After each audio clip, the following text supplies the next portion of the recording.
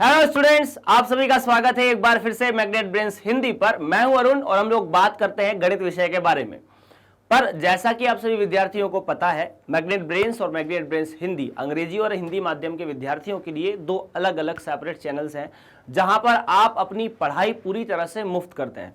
इसके लिए आपको किसी भी व्यक्ति को कोई भी पैसे देने की आवश्यकता नहीं है, ना ही आपसे कोई ये बोलने वाला है कि आपको इतना पढ़ने के बाद इतने पैसे देने हैं, उतना पढ़ने के बाद इतने पैसे देने हैं। इन शॉर्ट, हमारा कोई भी सब्सक्रिप्शन प्लान नहीं है। चलिए शुरुआत करते हैं आज के इस लेक्चर के बारे में और बात करेंगे आज हम लोग त्रिविमीय ज्यामिति के कंप्लीट चैप्टर रिवीजन के बारे में। इस अध्याय के बारे में हमने पूरा अध्याय एनसीईआरटी का प्रश्न दर प्रश्न समाप्त कर लिया है। साथ ही इसके हमने एमसीक्यूज मतलब बहुविकल्पी प्रश्न भी कुछ समय पहले या पिछले लेक्चर में सॉल्व किए थे। आज हम लोग बात करेंगे कंप्लीट चैप्टर रिवीजन की, मतलब ये अध्याय इस एक वीडियो में किस तरह से फटाफट रिवाइज कर सकते हैं उसके बारे में बात करेंगे।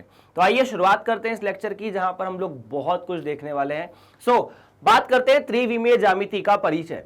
तो त्रिविमीय ज्यामिति के परिचय की अगर हम बात करें तो नॉर्मल सी बात है, जो आपका रूम है वो सबसे बढ़िया उदाहरण है त्रिविमीय ज्यामिति का। त्रिविमीय ज्यामिति के लिए हमें तीन अक्षों की आवश्यकता होती है। एक होता है एक्स अक्ष, दूसरा होता है वाई अक्ष, तीसरा होता है जेड अक्ष। दो विमीय ज्यामिति में एक्स और वाई अक्ष होते थे, जहां कुल 4 चतुर्दांश आपके सामने बनते थे। उस चीज को अपन फटाफट रिवाइज करते हैं कि यदि अपन दो विमीय ज्यामिति की बात करें, 2D की बात करें, है ना, बेसिकली इसे शॉर्ट में 2D कहा जाता है, 2 डायमेंशनल ज्योमेट्री, 2D ज्योमेट्री। इसमें आपने कक्षा 7वीं 8वीं से लेकर 9वीं 10वीं तक यही पढ़ा है कि एक तो एक्स अक्ष होता है, एक वाई अक्ष होता है। यहां एक्स ऋणात्मक होता है, यहां वाई ऋणात्मक होता है, और इन दोनों का दो प्रतिच्छेद बिंदु होता है, उसे अपन मूल बिंदु कहते हैं, जो कि 0,0 होता है।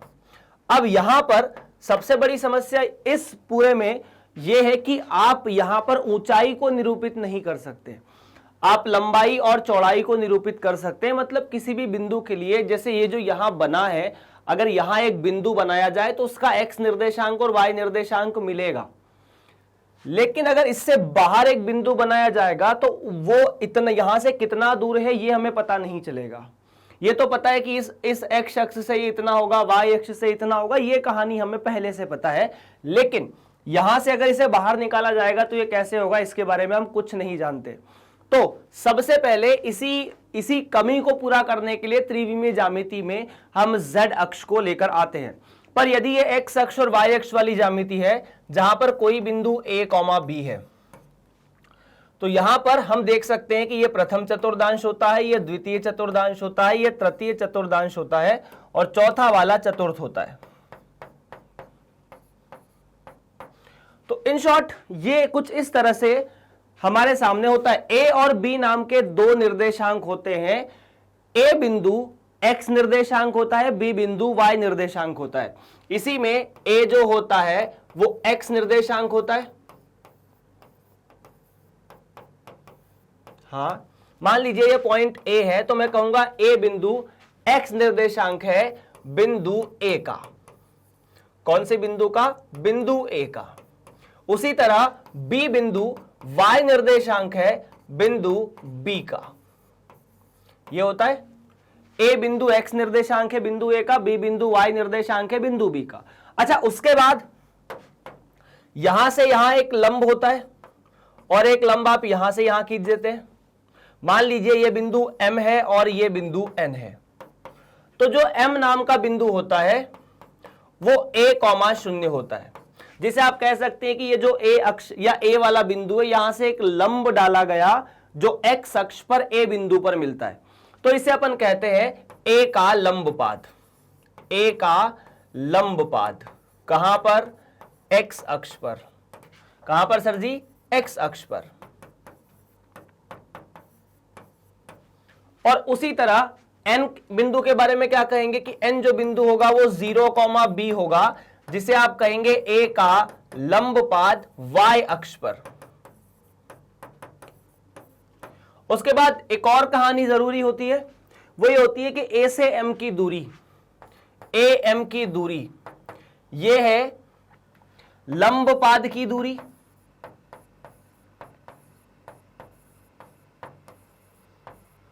पर ये दूरी कौन से लंबपाद की है? एक्स अक्ष वाले लंबपाद की है।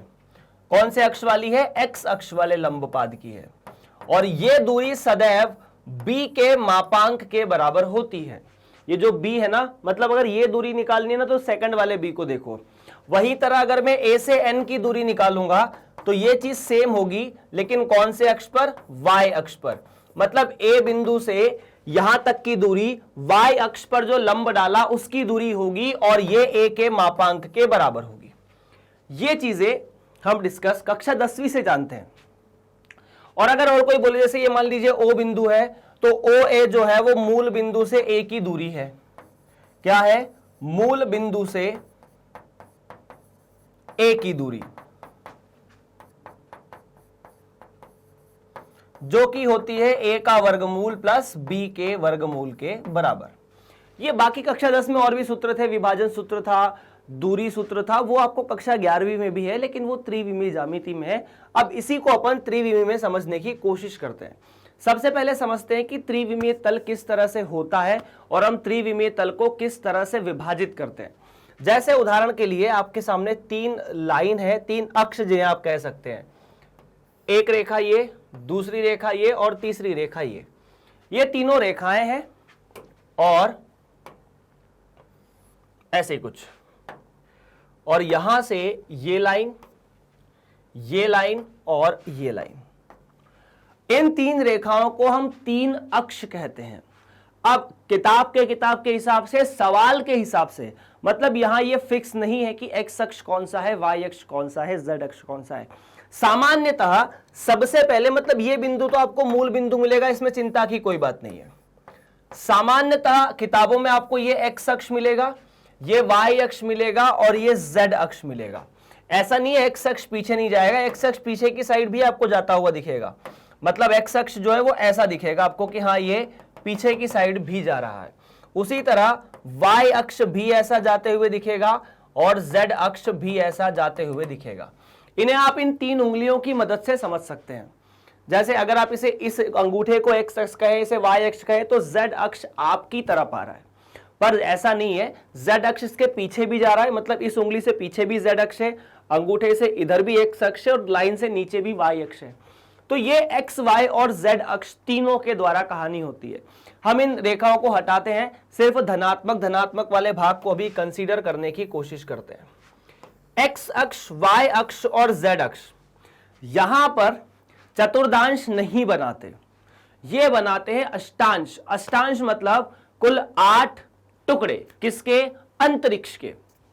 आपका जो घर है उसमें आप कुछ मत कीजिए, एक तो ऐसा पटिया लगा दीजिए और दूसरा ऐसा पटिया लगा दीजिए, तो आपके जो कमरा है उसके कुल 8 टुकड़े हो जाएंगे।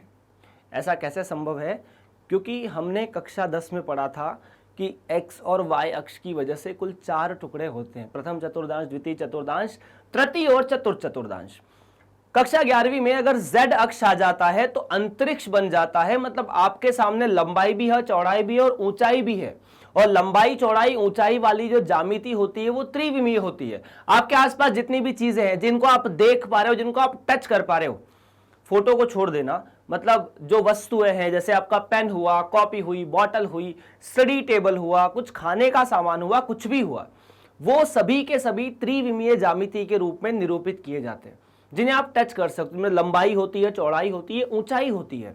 इसीलिए हम त्रिविमीय ज्यामिति में इनके बारे में बात करते हैं। और कुल 8 अष्टांश यहां बनते हैं, जो कि कुछ इस तरह से इस फोटो में दिखाए गए हैं। आप सिर्फ इन्हें देखिए, एक ये पट्टी, एक ये पट्टी और एक ये पट्टी।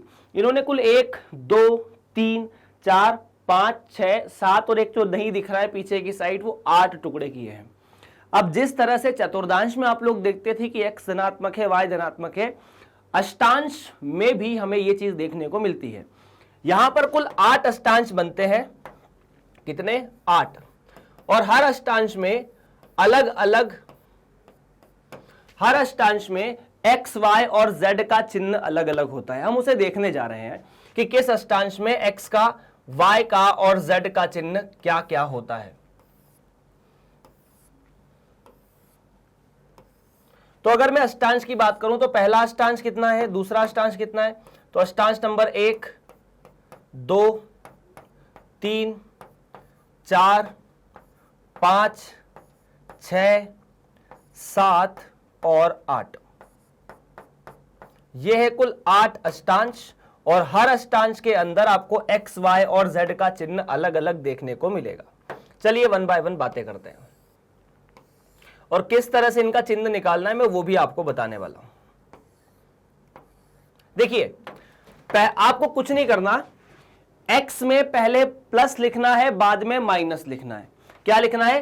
पहले प्लस, बाद में माइनस, फिर माइनस प्लस, फिर प्लस माइनस और फिर माइनस प्लस। इतना हुआ। फिर y में 2 प्लस 2 माइनस, 2 प्लस 2 माइनस, मतलब plus minus plus plus minus minus plus plus minus minus. z में 4 प्लस 4 माइनस 1, 1 2 3 4, 1 2 3 4।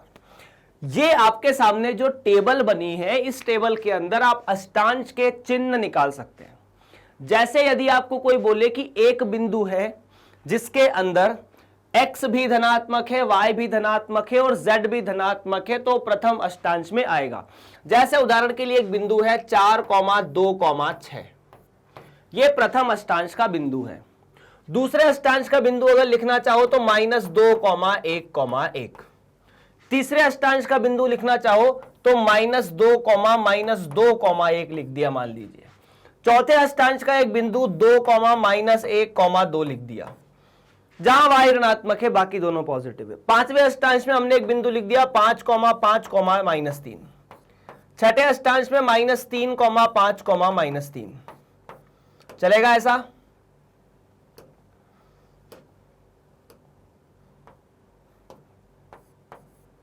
उसके बाद सातवें अष्टांश में मान लीजिए सभी ऋणात्मक है, तो -7, -7, -7, एक ये बिंदु है। आठवें अष्टांश में सिर्फ x धनात्मक है, तो 3, -2, -3। ये सारे ये कुछ बिंदु के उदाहरण है अलग अलग अष्टांशों में। तो परंतु सबसे पहले ये समझने के बाद हम निरूपित करते हैं किसी भी बिंदु को कि हम त्रिविमीय तल में किस तरह से किसी बिंदु को निरूपित करेंगे। निर्देशांक यहां कुल 3 है, x निर्देशांक, y निर्देशांक और z निर्देशांक। और ये जो तल बन रहे हैं, अभी तलों के बारे में बात करते हैं कि तल होते क्या है। चलिए, आपको ये फोटो दिख रहा है? अच्छा, आप ऐसा सोचिए कि आपके घर का जो कमरा है, उस कमरे का एक कोना देखिए, जहां एक को बिंदु दिख रहा है ना, पॉइंट, कोना ऐसे, उस कोने से आपको 3 दीवारें ऐसी जाती हुई दिखेगी। वो 3 दीवारें 3 रेखाओं पर होगी। एक रेखा ऐसी होगी, दूसरी रेखा ऐसी होगी। एक रेखा को x अक्ष कह दीजिए, एक रेखा को y अक्ष कह दीजिए, एक रेखा को z अक्ष कह दीजिए। इतना कहने के बाद आप सोचिए कि एक जो दीवार है, अगर आपने किसी एक रेखा को x अक्ष कहा है, दूसरी रेखा को y अक्ष कहा है, तो एक जो दीवार है जो x अक्ष और y अक्ष दोनों से जुड़ी हुई है, उसे XY तल कहा जाता है। तो वास्तव में अगर आप गौर से देखें तो ये जो आपको सामने रेखा दिख रही है ना, ये वाली, ये पूरा जो क्षेत्र है, इसे अपन कहते हैं XY तल। क्या कहा जाता है? इसे कहा जाता है XY तल। मतलब ये किसकी मदद से बना है? X अक्ष और Y अक्ष की मदद से बनाया गया तल है। किसकी मदद से? X अक्ष और Y अक्ष की मदद से।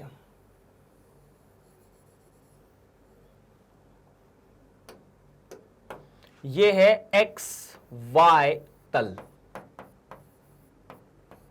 किसकी मदद से बना? X अक्ष और Y अक्ष की मदद से।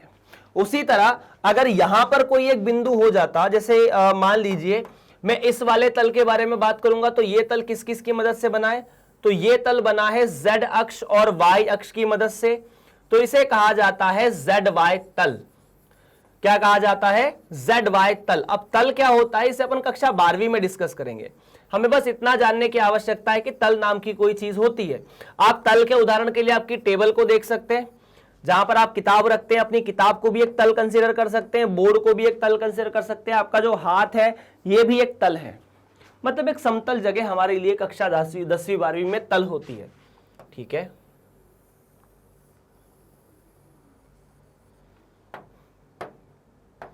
ये होता है y और z की मदद से बनने वाला YZ तल। तीसरा तल आता है जो x और z की मदद से बनता है, और x और z की मदद से बनने वाले तल को स्वाभाविक सी बात है हम एक्स जेड तल कहेंगे। मैं इस बिंदु को अभी हटा रहा हूं, इसे कौन सा तल कहा जाएगा? एक्स और जेड की मदद से बनने वाला जो तल है वो एक्स जेड तल कहा जाएगा। क्या कहा जाएगा? ये जो तल है वो एक्स जेड तल कहा जाएगा। एक्स और जेड की मदद से बनने वाला तल। अब कई प्रश्नों में आपको यहां जेड अक्ष दिखेगा, यहां एक्स अक्ष दिखेगा, तो कोई दिक्कत नहीं, हम तल को वहां पर भी पहचान लेंगे, हमें इसमें कोई भी दिक्कत नहीं होनी चाहिए। तो त्रिविमीय ज्यामिति में कुल इन तीनों अक्षों की मदद से एक्स अक्ष, वाई अक्ष और जेड अक्ष की मदद से 3 तल बनते हैं। अगर ये एक्स और वाई एक्स अक्ष है तो ये जो तल होगा वो एक्स वाई तल होगा। अगर ये y और z है तो ये जो पूरा का पूरा तल होगा वो yz तल होगा। एक्स जेड है तो ये पूरा का पूरा तल zx तल होगा। आपके घरों की 3 दीवारें एक जिस बिंदु से मिलती है वो मूल बिंदु है, वो तीनों दीवारों को एक्स वाई वाई जेड और zx तल कहा जा सकता है और उन तीनों रेखाओं को एक्स वाई और z अक्ष कहा जा सकता है। इतना क्लियर है? अब अगर मैं किसी बिंदु के बारे में बात करूंगा तो बिंदु के निर्देशांक क्या होंगे, किस तरह की दूरियां होगी, किस तरह के सूत्र होंगे, आइए फटाफट डिस्कस करते हैं। मैं इसे हटा रहा हूं, मतलब ये तल वाली कहानी जो है, चलिए तल वाली कहानी रखते हैं अभी कुछ समय के लिए और बात करते हैं फिर से कि अगर ये एक्स अक्ष है,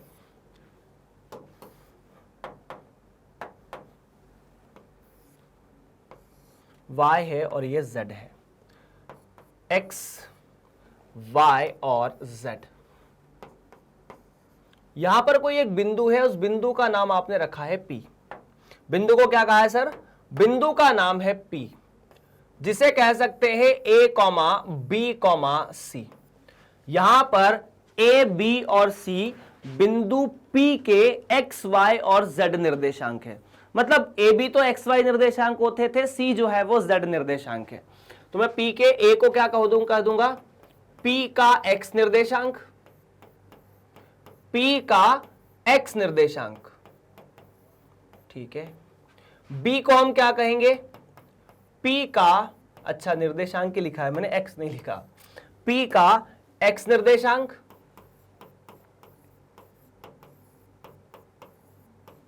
ठीक है। P का y निर्देशांक और C को कहेंगे P का z निर्देशांक।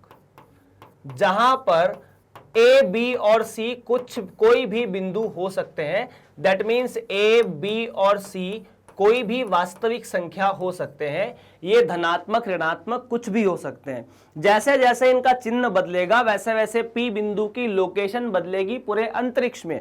वो प्रथम अष्टांश में हो सकता है, द्वितीय अष्टांश में हो सकता है, तृतीय में हो सकता है। ये रहा मूल बिंदु O, 0, 0, ऐसा कुछ। अब आपने P बिंदु से कुछ इस तरह से 3 रेखाएं खींची। एक रेखा यहां खींची कुछ इस तरह से, दूसरी रेखा यहां खींची, तीसरी रेखा यहां खींची और चौथी रेखा यहां खींची।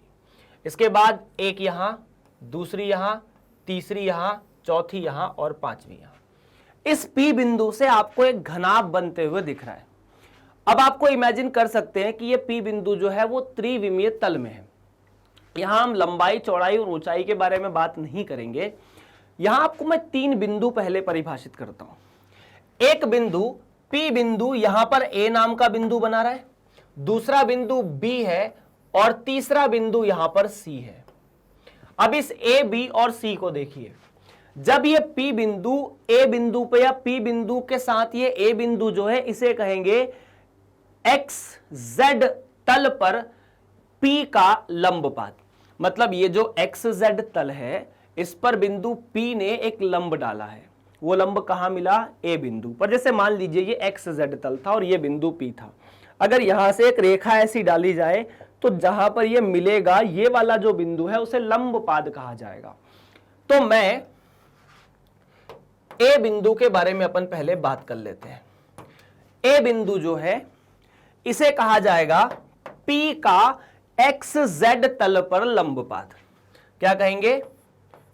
P का एक्स जेड तल पर, अभी कहां पर?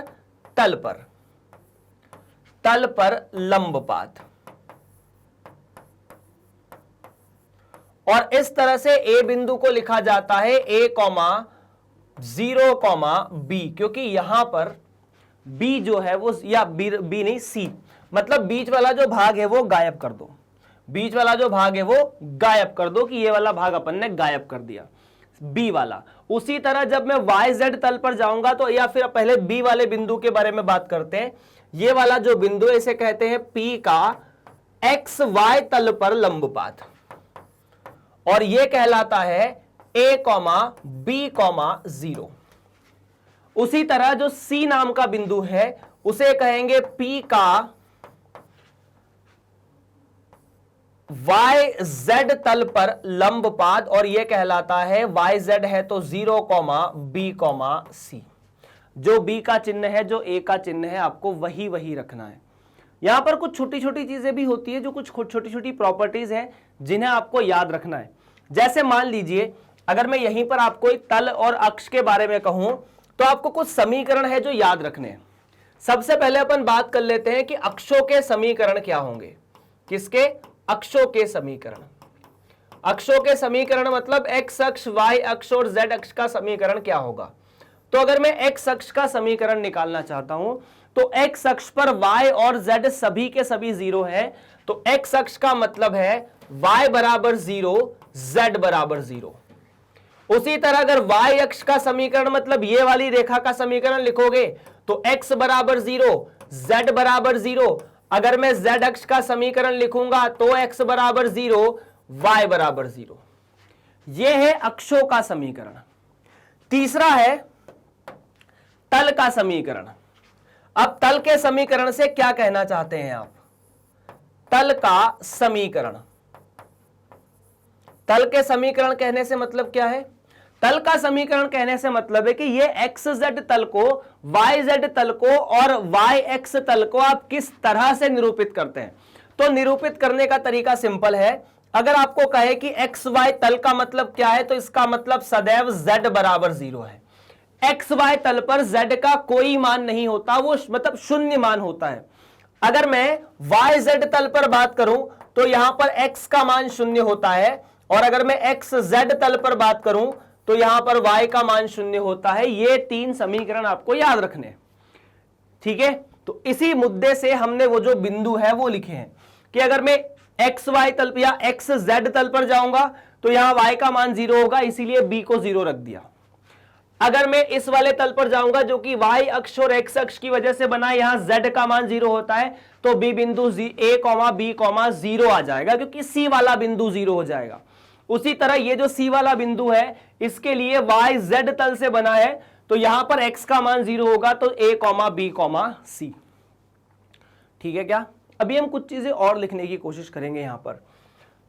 जैसे यदि आपसे पूछा जाए कि p से a की लंबाई कितनी है, तो pa लंबाई का मतलब क्या है? pa लंबाई का मतलब है कि ये जो p से y या x z तल है, इस पर जो लंबपाद डाला है उसकी लंबाई कितनी है। p से ये जो लंबपाद है, ये लंबपाद बेसिकली यहां से जो रेखा आपने डाली है लंबपाद है, कहां पर? x z तल पर। तो क्या यहां पर लिख सकते हैं कि ये जो pa नाम का बिंदु है, pa का मतलब p से xz तल पर लंबपाद की लंबाई।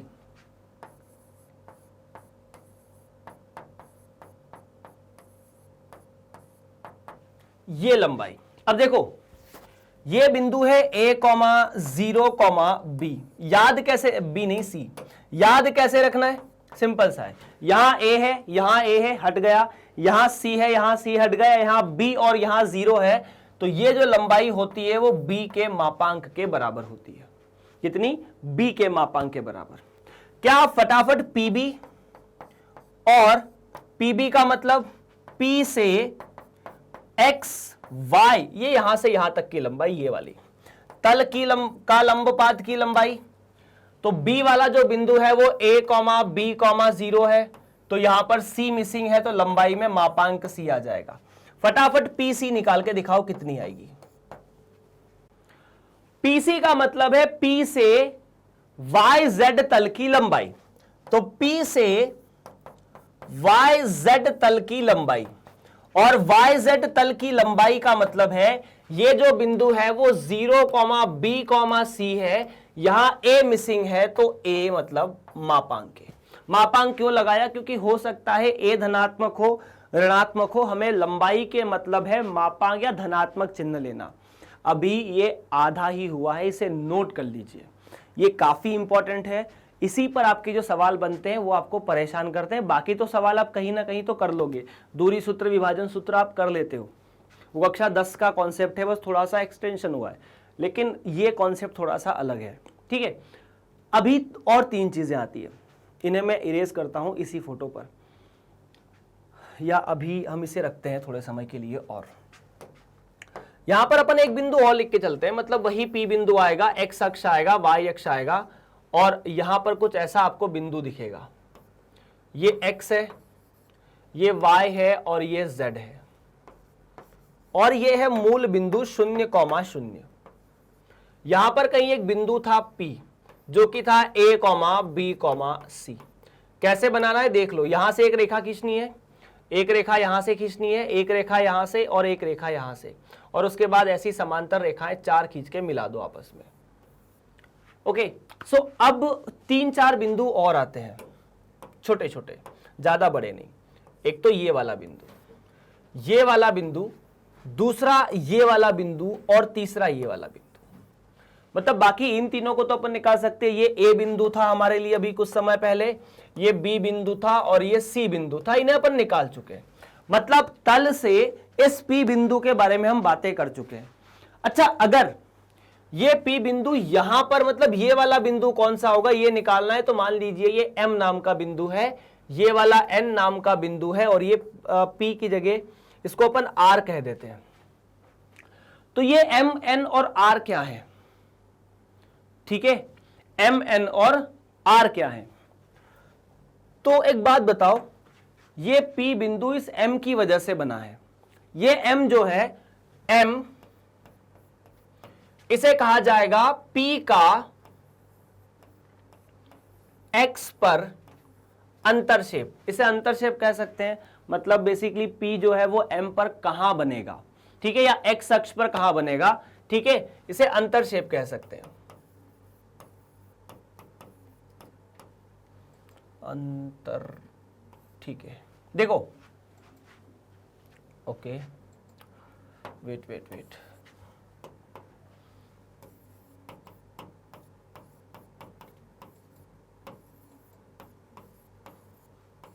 ठीक है, ओके, देखो, ये M बिंदु क्या होगा, तो सीधा है, ये X अक्ष पर है, तो बाकी Y और Z सब के सब 0, तो ये कितना आ जाएगा, ये आ जाएगा A, 0,0। उसी तरह N नाम का जो बिंदु है वो P का Y पर अंतरक्षेप होगा, मतलब ये कहां मिलेगा, Y पर, जो होगा 0, B, 0। तीसरी बात, ये वाला बिंदु, R वाले बिंदु को अपन कहेंगे P का Z अक्ष पर अंतरक्षेप, जो कि होगा 0, 0, C। तो आपको ये 3 बिंदु मिल जाएंगे। N नाम का बिंदु 0, B, 0, और ये वाला जो बिंदु है वो 0, 0, C होगा। आफ्टर दैट, अभी ध्यान से सुनना क्या है मुद्दे की बात, यहां यह है कि अब आपको निकालना है P से M की दूरी। P से M की दूरी का मतलब है PM, और PM का मतलब है P की X अक्ष से दूरी, X अक्ष से दूरी।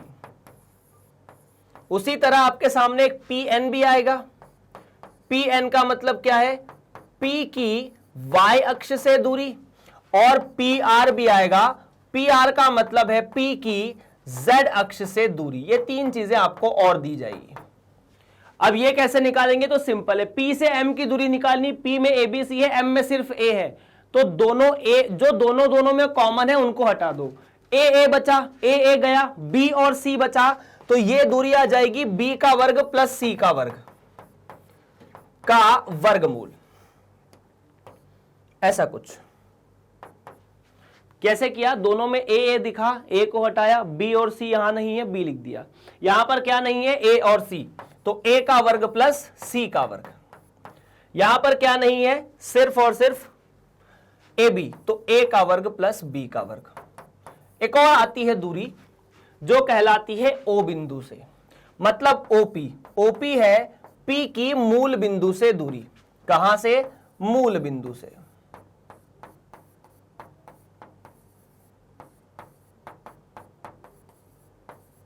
और P की मूल बिंदु से दूरी लिखने का मतलब है a का वर्ग प्लस b का वर्ग प्लस c का वर्ग।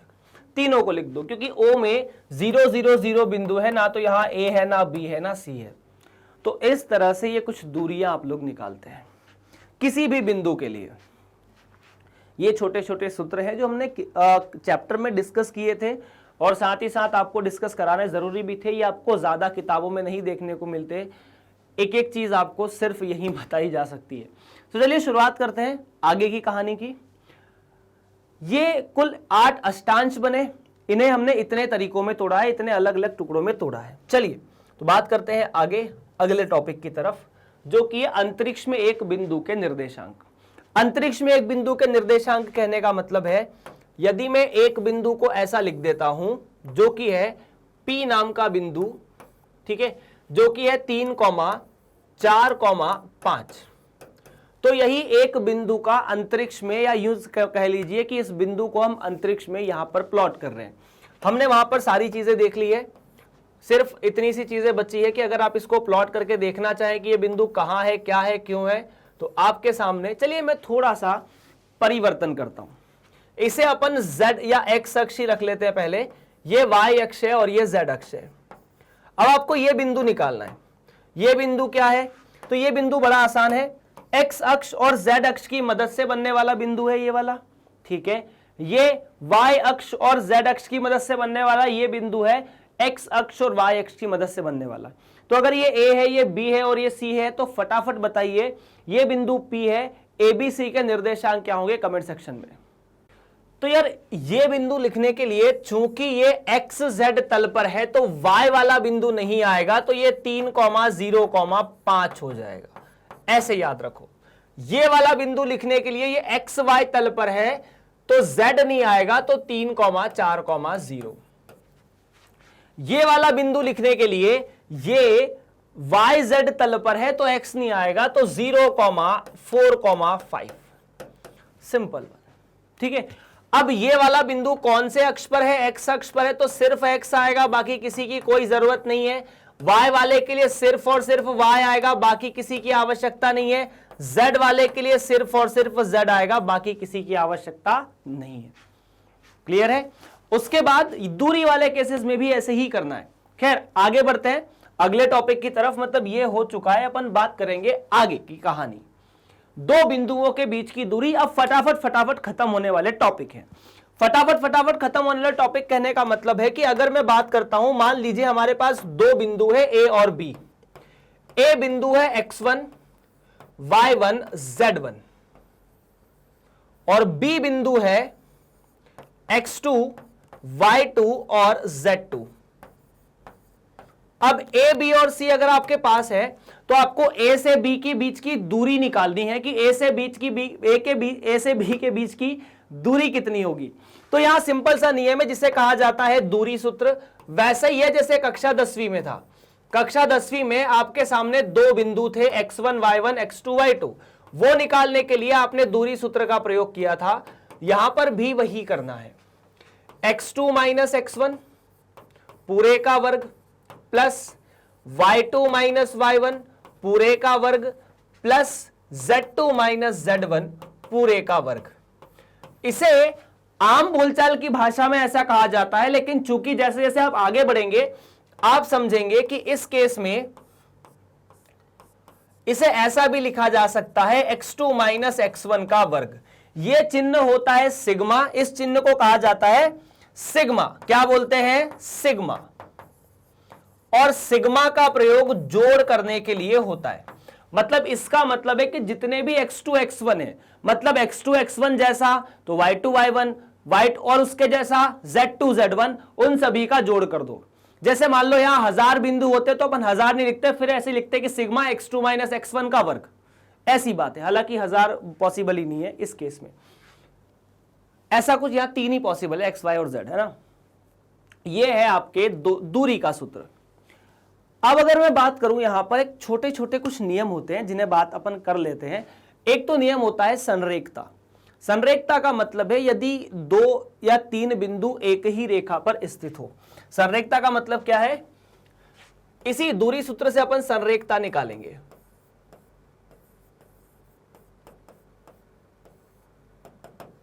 संरेखता का मतलब है तीन बिंदुओं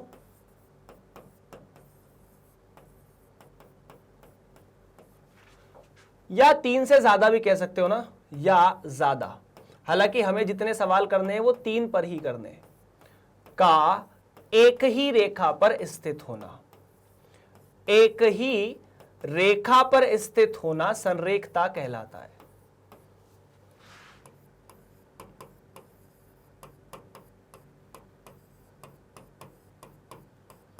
अब जैसे उदाहरण के लिए मैं आपको बताता हूं, मान लीजिए आपके पास तीन बिंदु है, एक ऐसा दूसरा ऐसा, मतलब तीन बिंदु है ए बी और सी। ये ए है, बी है और ये सी है। तो आप कहेंगे यहां पर एबीसी संरेख है। क्या कहेंगे, एबीसी संरेख है, ठीक। कोलीनियर अंग्रेजी में शब्द प्रयोग किया जाता है, कोलीनियर, मतलब एक ही रेखा पर स्थित है। उसके बाद अगर मान लीजिए तीन बिंदु ऐसे हैं, तो ये ए है, ये बी है और ये सी है। अब यदि एबीसी संरेख नहीं है तो ये ए मतलब सी बिंदु कहीं और उठ के आ जाएगा, तो ये हमेशा त्रिभुज बनाएंगे।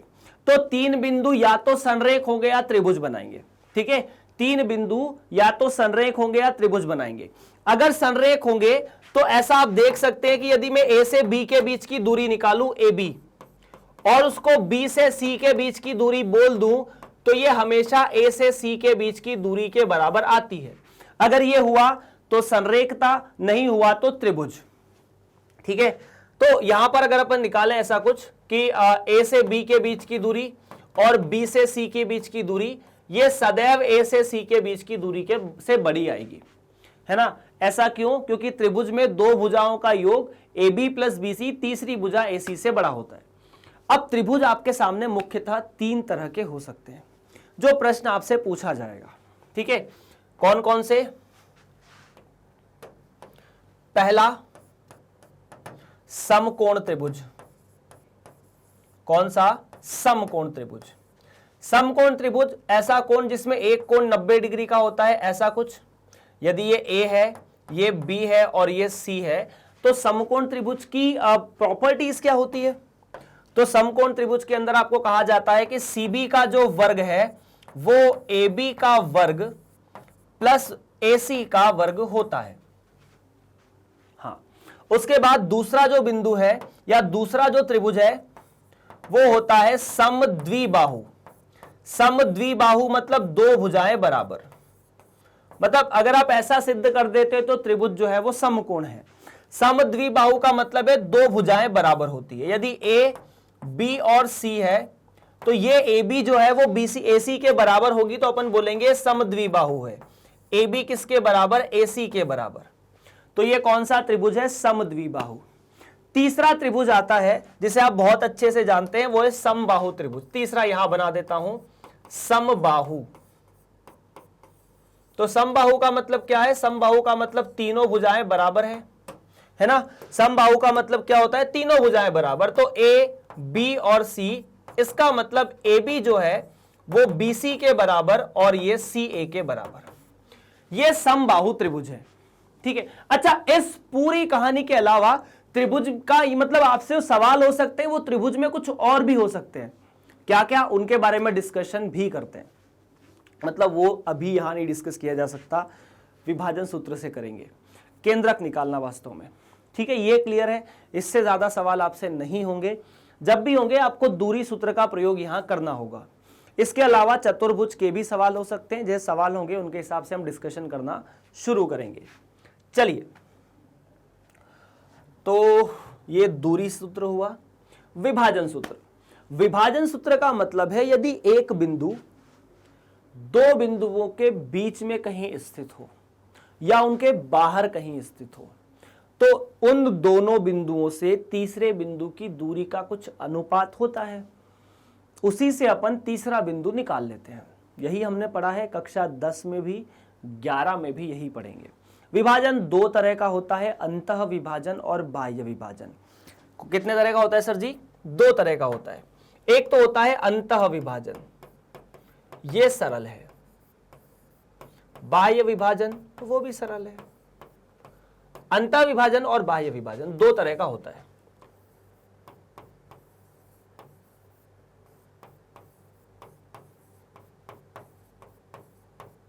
अब क्या क्या होता है अंतः विभाजन बाह्य विभाजन में, देखो ध्यान से। मान लीजिए ये एक रेखा है AB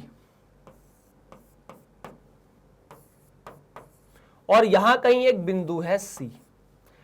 A और B दो भिन्न बिंदु है, X1, Y1 और Z1 नाम के निर्देशांक, और इसके X2, Y2 और Z2 नाम का निर्देशांक।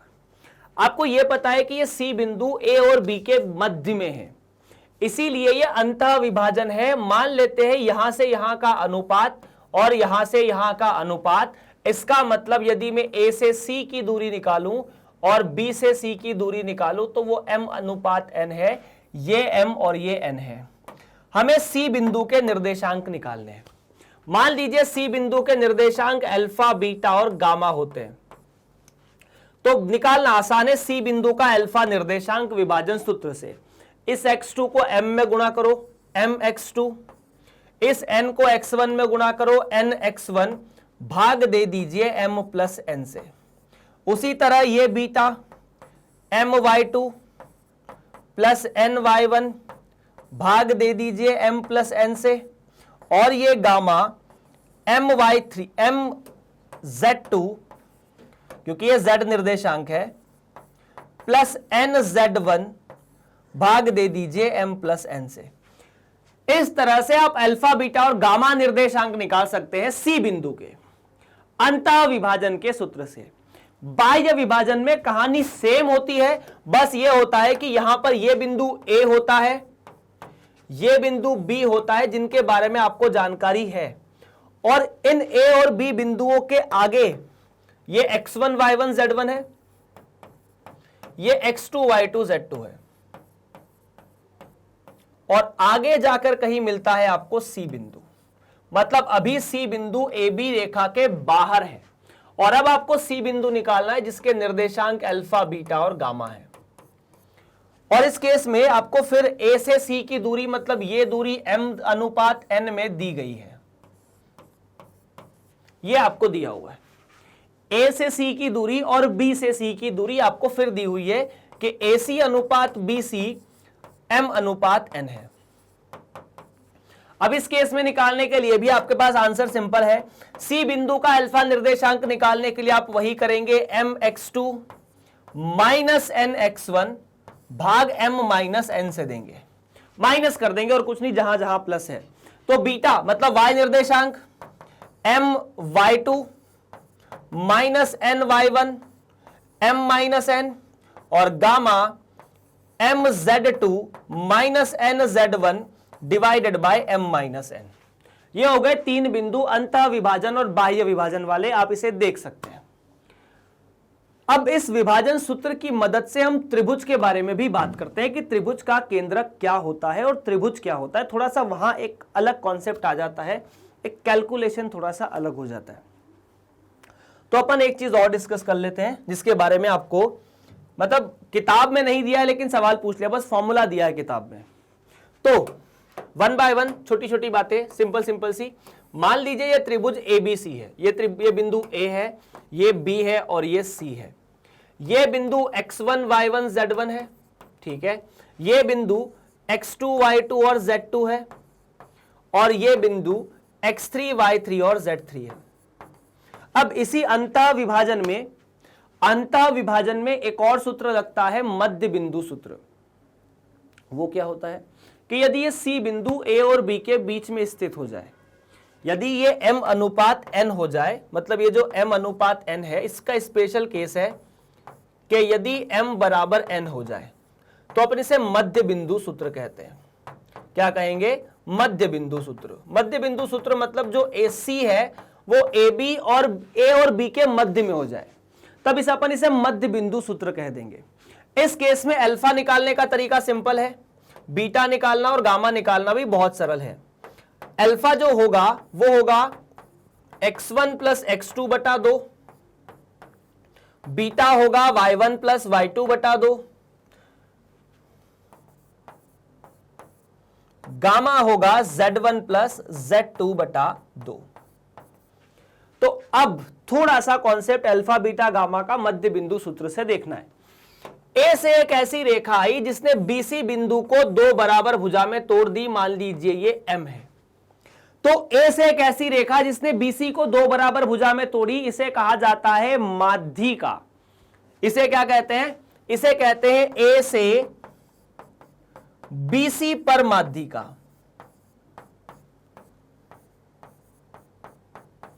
अब इसे ऐसा भी कहो कि ए से माध्यिका तो अंडरस्टूड है कि बीसी पर जाएगी, या बीसी पर माध्यिका तो सीधी सीधी बात है वो ए से आएगी। अब कॉन्सेप्ट ऐसा है कि क्या आप ए से एम की दूरी निकाल सकते हो, या आपसे माध्यिका की लंबाई पूछे या ये एम बिंदु पूछे तो एम बिंदु निकालना बड़ा सिंपल है। कैसे? एम बिंदु जो है वो बी और सी का मध्य बिंदु है, ठीक है। तो मध्य बिंदु नियम लगा देंगे, मतलब ये सारे बिंदु यहां लिखना भी पॉसिबल नहीं है। अपन ऐसा याद रखेंगे कि एम बिंदु जो है वो बीसी का मध्य बिंदु है, और उसके बाद ये निकालने के लिए अपन बीसी का मध्य बिंदु सूत्र लगा देंगे, है ना। That is x1 plus x2, y1 plus y2 बटा 2, और या x2 प्लस x3 बटा 2, y2 प्लस y3 बटा 2, z2 प्लस z3 बटा 2। ठीक है, इसे लिख लेते हैं यार।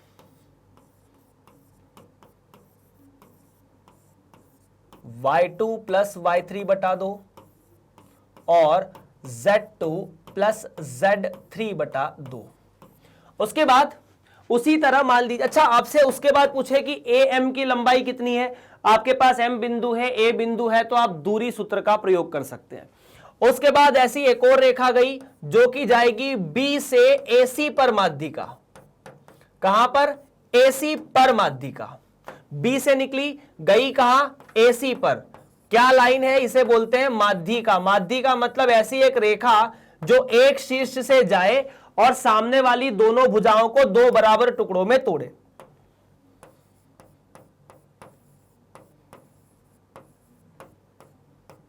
और तीसरी जो रेखा है वो कुछ ऐसी है जो यहां से ऐसे गुजर जाती है, सी बिंदु से निकलेगी और ये होती है सी से ए बी पर माध्यिका।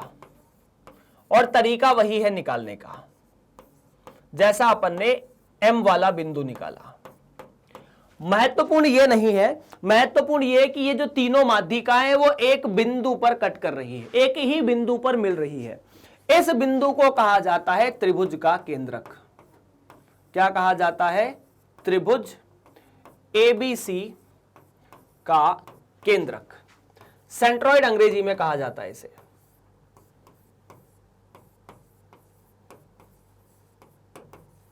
क्या कहते हैं? सेंट्रॉइड। अब क्या दिक्कत थोड़ी सी कम होगी। सेंट्रॉइड को हम जी से निरूपित करते हैं और जी बिंदु को निकालने का तरीका सिंपल है।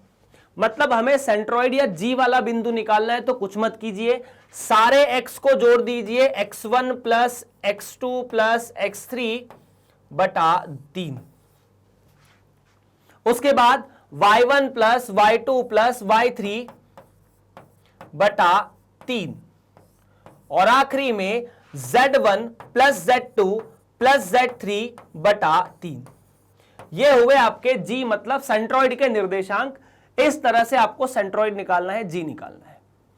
प्रश्न में आपसे पूछा जा सकता है, आपसे सवाल हो सकता है, अच्छे अच्छे सवाल हो सकते हैं। खैर, यहां पर यह चीज खत्म होती है और विभाजन सूत्र की कहानी भी समाप्त होती है। कुछ उदाहरण पर बढ़ जाते हैं। बिंदु 2, 3, 4, ठीक है, और -2, 3 का अंतरिक्ष में स्थान निर्धारित, मतलब लोकेट कीजिए। तो आपको यहां पर इन बिंदुओं को अंतरिक्ष में कहां बनते हैं ये बताने की आवश्यकता नहीं है। आपको ये बताना है कि ये कौन से अष्टांश में होते हैं। क्या बताना है?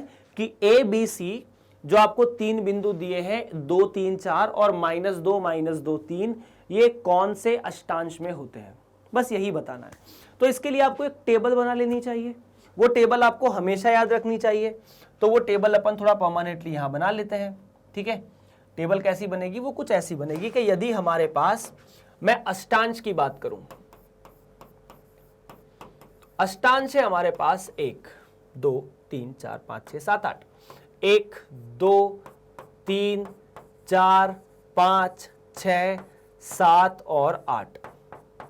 अब इसमें x निर्देशांक भी होगा, हाँ होगा, y भी होगा और z भी होगा। तो अगर मैं अष्टांशों में बात करूं तो यहां plus minus minus plus plus minus minus plus, और उसके बाद यहां पर 2 बार प्लस 2 बार minus, plus plus minus minus, और अंततः 4 बार प्लस और 4 बार माइनस, ऐसे ही होगा, ठीक है। अब प्रश्नों के बारे में बात करते हैं। पहला प्रश्न दिया है 2 3 4। पहला जो प्रश्न है उसमें आपसे पूछा है कि 2, 3, 4 कौन से अष्टांश में स्थित है।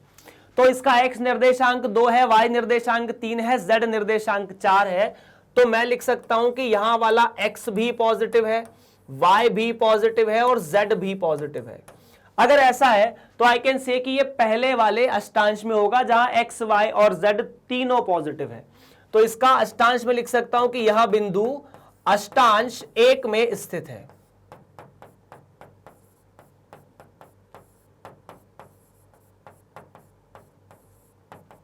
दूसरा वाला केस, -2 और 3, यहां पर इसका x निर्देशांक ऋणात्मक है, y निर्देशांक ऋणात्मक है और z निर्देशांक धनात्मक है। अगर ऐसा है तो ऐसा किधर होता है, x negative, y negative, z positive, ये तीसरे अष्टांश में होता है। तो अपन कहेंगे ये तृतीय अष्टांश में स्थित है। इसे प्रथम अष्टांश भी लिख सकते हैं।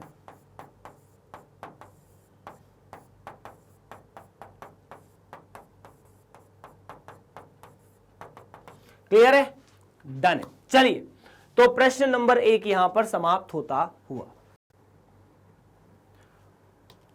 मान लीजिए बिंदु P 3 4 5 से x, y एवं z अक्ष पर खींचे गए लंबों के पाद क्रमशः L, M और N है। तो L, M और N के निर्देशांक ज्ञात कीजिए।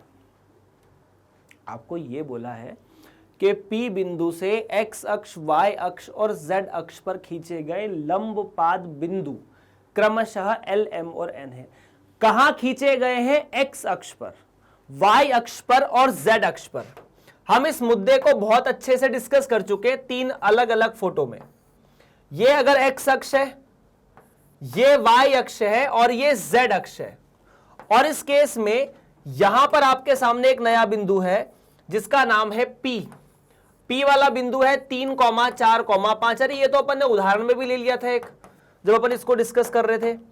ये तो ठीक है, आपसे ये नहीं पूछा है कि x अक्ष, ये बिंदु तल पर कहां जाएगा, ये पूछा है कि ये इस अक्ष को कहां मिलेगा। मतलब आपसे ये वाला बिंदु पूछा है x अक्ष पर कहां मिलेगा, y अक्ष पर कहां मिलेगा और z अक्ष पर कहां मिलेगा। इनको आपको L, M और N कहा गया है। तो अपन ने इस चीज को तो डिस्कस किया था, अपने पास फॉर्मूला, इसका फॉर्मूला क्या था कि हम लोग इसको डिस्कस करते करते अभी तक यहां पहुंचे थे सर, कि अगर हमारे पास ऐसा कोई भी बिंदु है तो उसके निर्देशांक अपन बड़ी आसानी से निकाल सकते थे। कैसे, ऐसे, ये P बिंदु है तो x अक्ष पर तो a, 0, 0 बनाएगा, y अक्ष पर 0, B 0 और z अक्ष पर 0, 0, C बनाएगा। तो क्या मैं लिख सकता हूं L बिंदु होना चाहिए a, 0, 0। अगर P बिंदु a, B, C से तुलना की जाए। M बिंदु कितना होना चाहिए, M बिंदु होना चाहिए 0, B, 0 और N बिंदु 0, 0, C।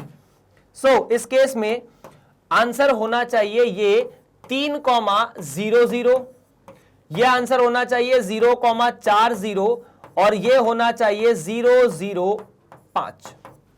हो गए तीनों, x अक्ष, y अक्ष और z अक्ष पर बिंदु। चलिए नेक्स्ट आगे, बिंदु 2, 2, 2 और -2, 0, 0 और -3, 0, 0 एक दूसरे से कितनी दूरी पर हैं। ये सिंपल तरीका है। देखो आपको यहां y और z नहीं दिया है, यहां पर भी नहीं दिया है, मतलब आपको ऐसे सोचना है। इसे आप दूरी सूत्र से कर सकते हैं। दूरी सूत्र से मतलब दूरी सूत्र तो आसान है। हम अगर बिंदु निकालना चाहें कि दो बिंदुओं के बीच की दूरी कितनी है, मतलब ये बिंदु और ये बिंदु कितनी दूरी पर है, तो दूरी सूत्र बड़ी आसानी से आपको जवाब दे देगा, है ना। और दूरी सूत्र से भी थोड़ी सी शॉर्ट टेक्निक यहां लगाई जा सकती है। वो क्या है, देखो x2 माइनस x1 का वर्ग प्लस y2 माइनस y1 का वर्ग प्लस z2 माइनस z1 का वर्ग। अच्छा, x2 माइनस x1 का वर्ग तो 0 हो जाएगा, या y2 माइनस y1, क्योंकि y2 और y1 दोनों 0, z2 z1 दोनों 0, तो ये भाई साहब तो वैसे ही 0 हो गए। बचा कितना, x2 की जगह -3, y2 की जगह 2 लिख सकते हो। x2 की जगह -3, x1 की जगह पे 2, बाकी सब तो 0। सो ये बनेगा -3 -2 मतलब -5 का वर्ग 25, और ये आता है 5। दूरी लेनी है तो धनात्मक मान लेना है, +-5 मत लगाना, और वो लगेगा भी नहीं वैसे इस केस में। खैर, पहला तरीका तो ये है। दूसरा तरीका ये है कि आपको जो आंसर दिया है वो या जो सवाल पूछा है वो 2 2 0 और -3 0 0 में पूछा है। क्या इन दोनों बिंदुओं में y वाला बिंदु है? नहीं है। z वाला भी नहीं है, मतलब इन दोनों बिंदुओं में y और z निर्देशांक दोनों के दोनों 0 हैं। इसका मतलब ये दोनों बिंदु x अक्ष पर स्थित है, क्योंकि x अक्ष पर ही y और z दोनों 0 होते हैं। तो x अक्ष पर यदि कोई बिंदु स्थित है तो इसको ऐसे भी देख लो कि अगर ये बिंदु 2 है और ये -3 है तो दोनों के बीच की दूरी तो 5 होती थी। छठी सातवीं का कॉन्सेप्ट है। 2 और -3 के बीच की दूरी कितनी, 2 में से -3 घटा दो तो 2 माइनस -3 मतलब 5। हो गया सवाल, डन। चलिए, तो मतलब ये दोनों बिंदु x अक्ष पर स्थित थे। आगे बढ़ते हैं। मूल बिंदु से ये बिंदु 6 6 7 कितनी दूरी पर है, मतलब ये वाला जो बिंदु है वो मूल बिंदु से कितनी दूरी पर है। मूल बिंदु आपका 0,0,0 है। तो हमने एक छोटा सा सूत्र पढ़ा था जहां पर हमने फोटो बनाया था। मूल बिंदु से P A, B, C की दूरी, ये देखा था अपन ने कितनी, वर्गमूल A का वर्ग, B का वर्ग और C का वर्ग। बस, तो यहां पर ABC की जगह क्या दिया हुआ है, P मान लेते हैं 6,6,7 की दूरी, कहां से, मूल बिंदु से, है ना।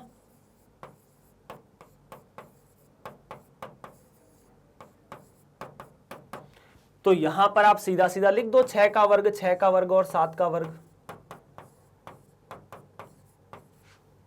36 + 36 + 49, ठीक है।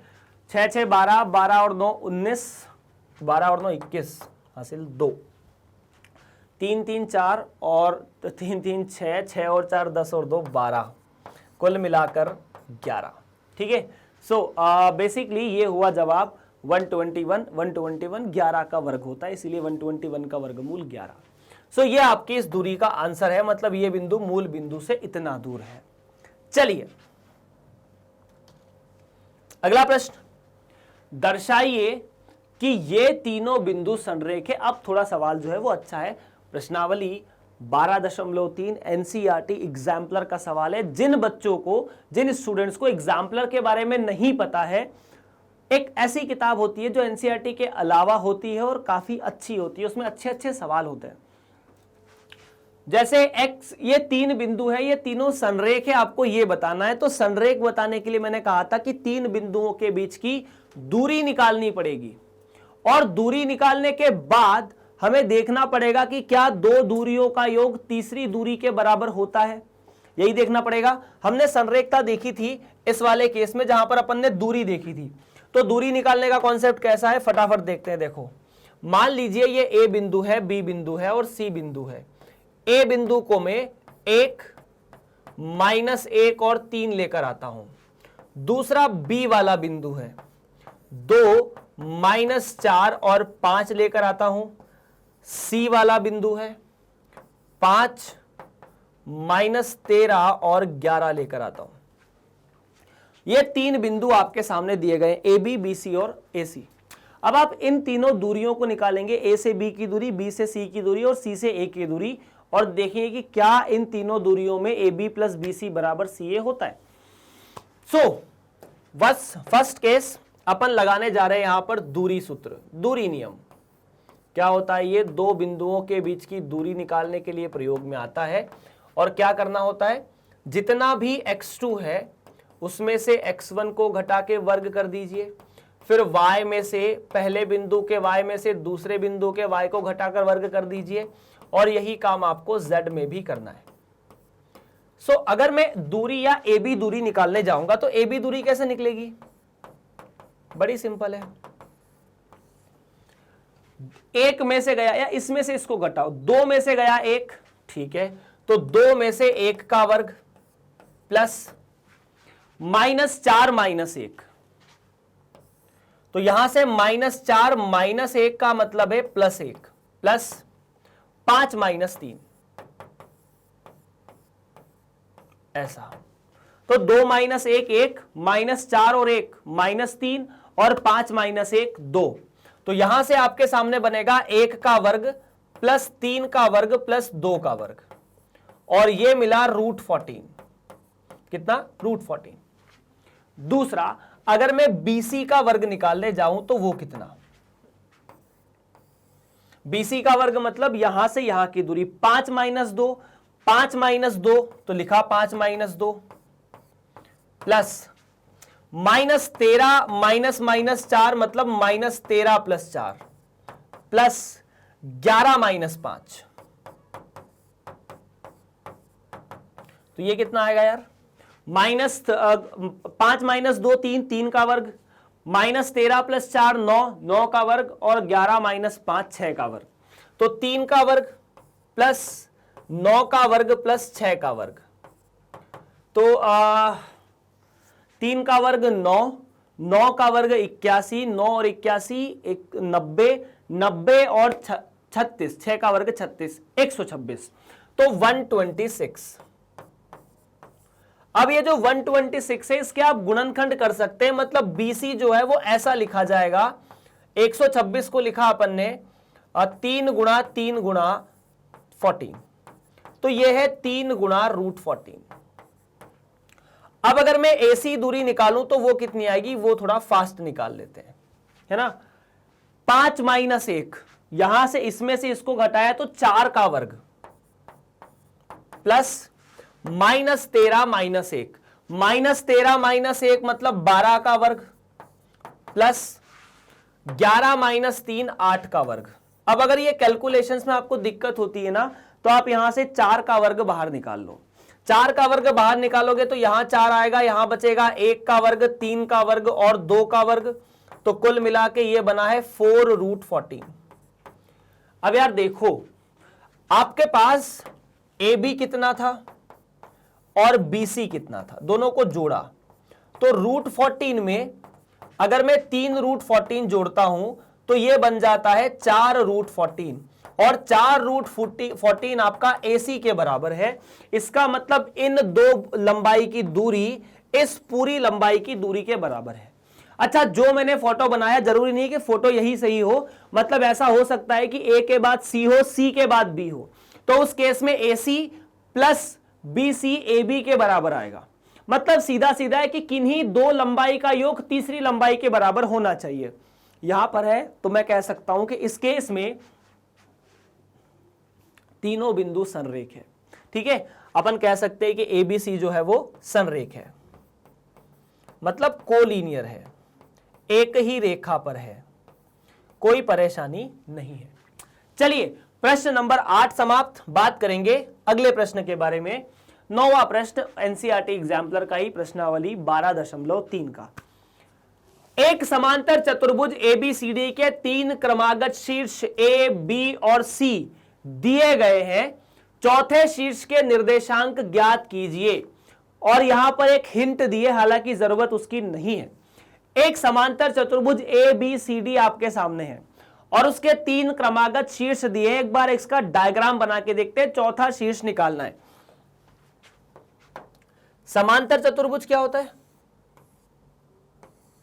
ऐसा एक चतुर्भुज ए वाला बिंदु है, ये बी वाला बिंदु है, ये सी वाला बिंदु है और ये डी वाला बिंदु। तो देखिए, समांतर चतुर्भुज में जो निर्देशांक होते हैं वो कुछ ऐसा होता है।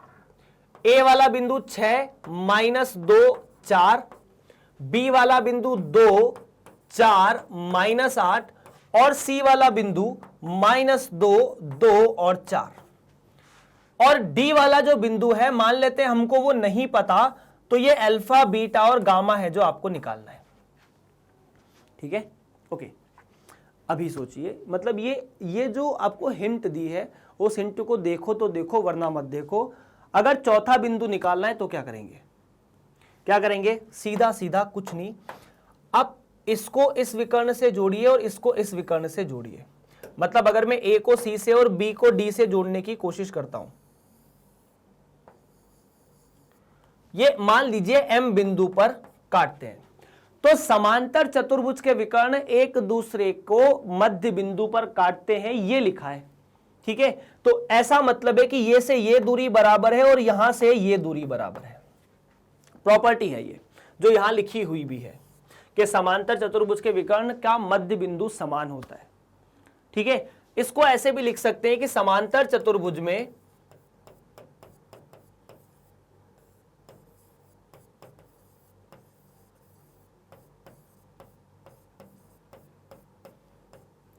जो विकर्ण होते हैं वह समद्विभाजक होते हैं, मतलब एक दूसरे को दो बराबर टुकड़ों में तोड़ते हैं।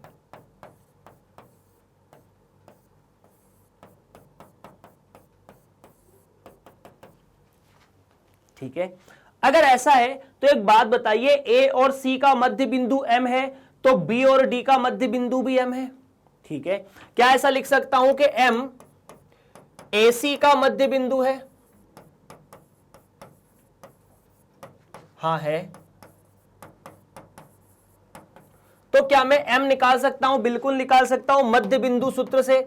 मध्य बिंदु सूत्र क्या होता था सर? मध्य बिंदु सूत्र बड़ा सिंपल था, कुछ मत करो। अगर आपके सामने 3 बिंदु हैं, मध्य बिंदु सूत्र क्या था कि आपके सामने अगर 3 बिंदु हैं या 2 बिंदु है, उनका मध्य बिंदु निकालना है तो x1 + x2 बटा 2, मतलब इन दोनों के x को जोड़ दो, साथ में y1 + y2 बटा 2 और साथ में z1 + z2 बटा 2। अब इस केस में अगर m बिंदु के निर्देशांक निकालोगे तो वो कितने आएंगे? AC का मध्य बिंदु है ये 6 - 2, मतलब x2 की जगह -2 है, तो 6 - 2/2। ठीक है, -2 + 2/2 और 4 + 4/2। तो ये कितना आ रहा है यार? 6 - 2 बटा 2 मतलब 2, ये 0 और वो 4। तो m बिंदु जो आया वो आया 2,0,4।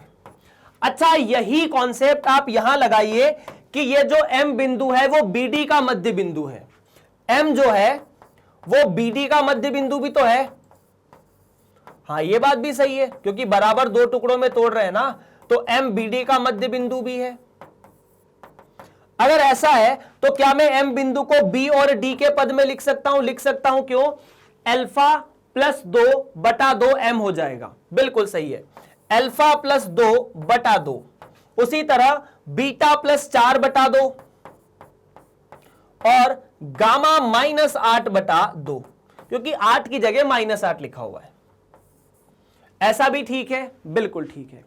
अब यार m बिंदु चाहे यहां से निकालो या यहां से निकालो, बात तो बराबर है, मतलब ये दोनों चीज सेम ही आनी चाहिए, चाहे m बिंदु इनसे निकालो या इनसे निकालो। तो बस क्या मैं कह सकता हूं इन दोनों की मदद से कि अल्फा + 2 बटा 2 बराबर 2 होना चाहिए?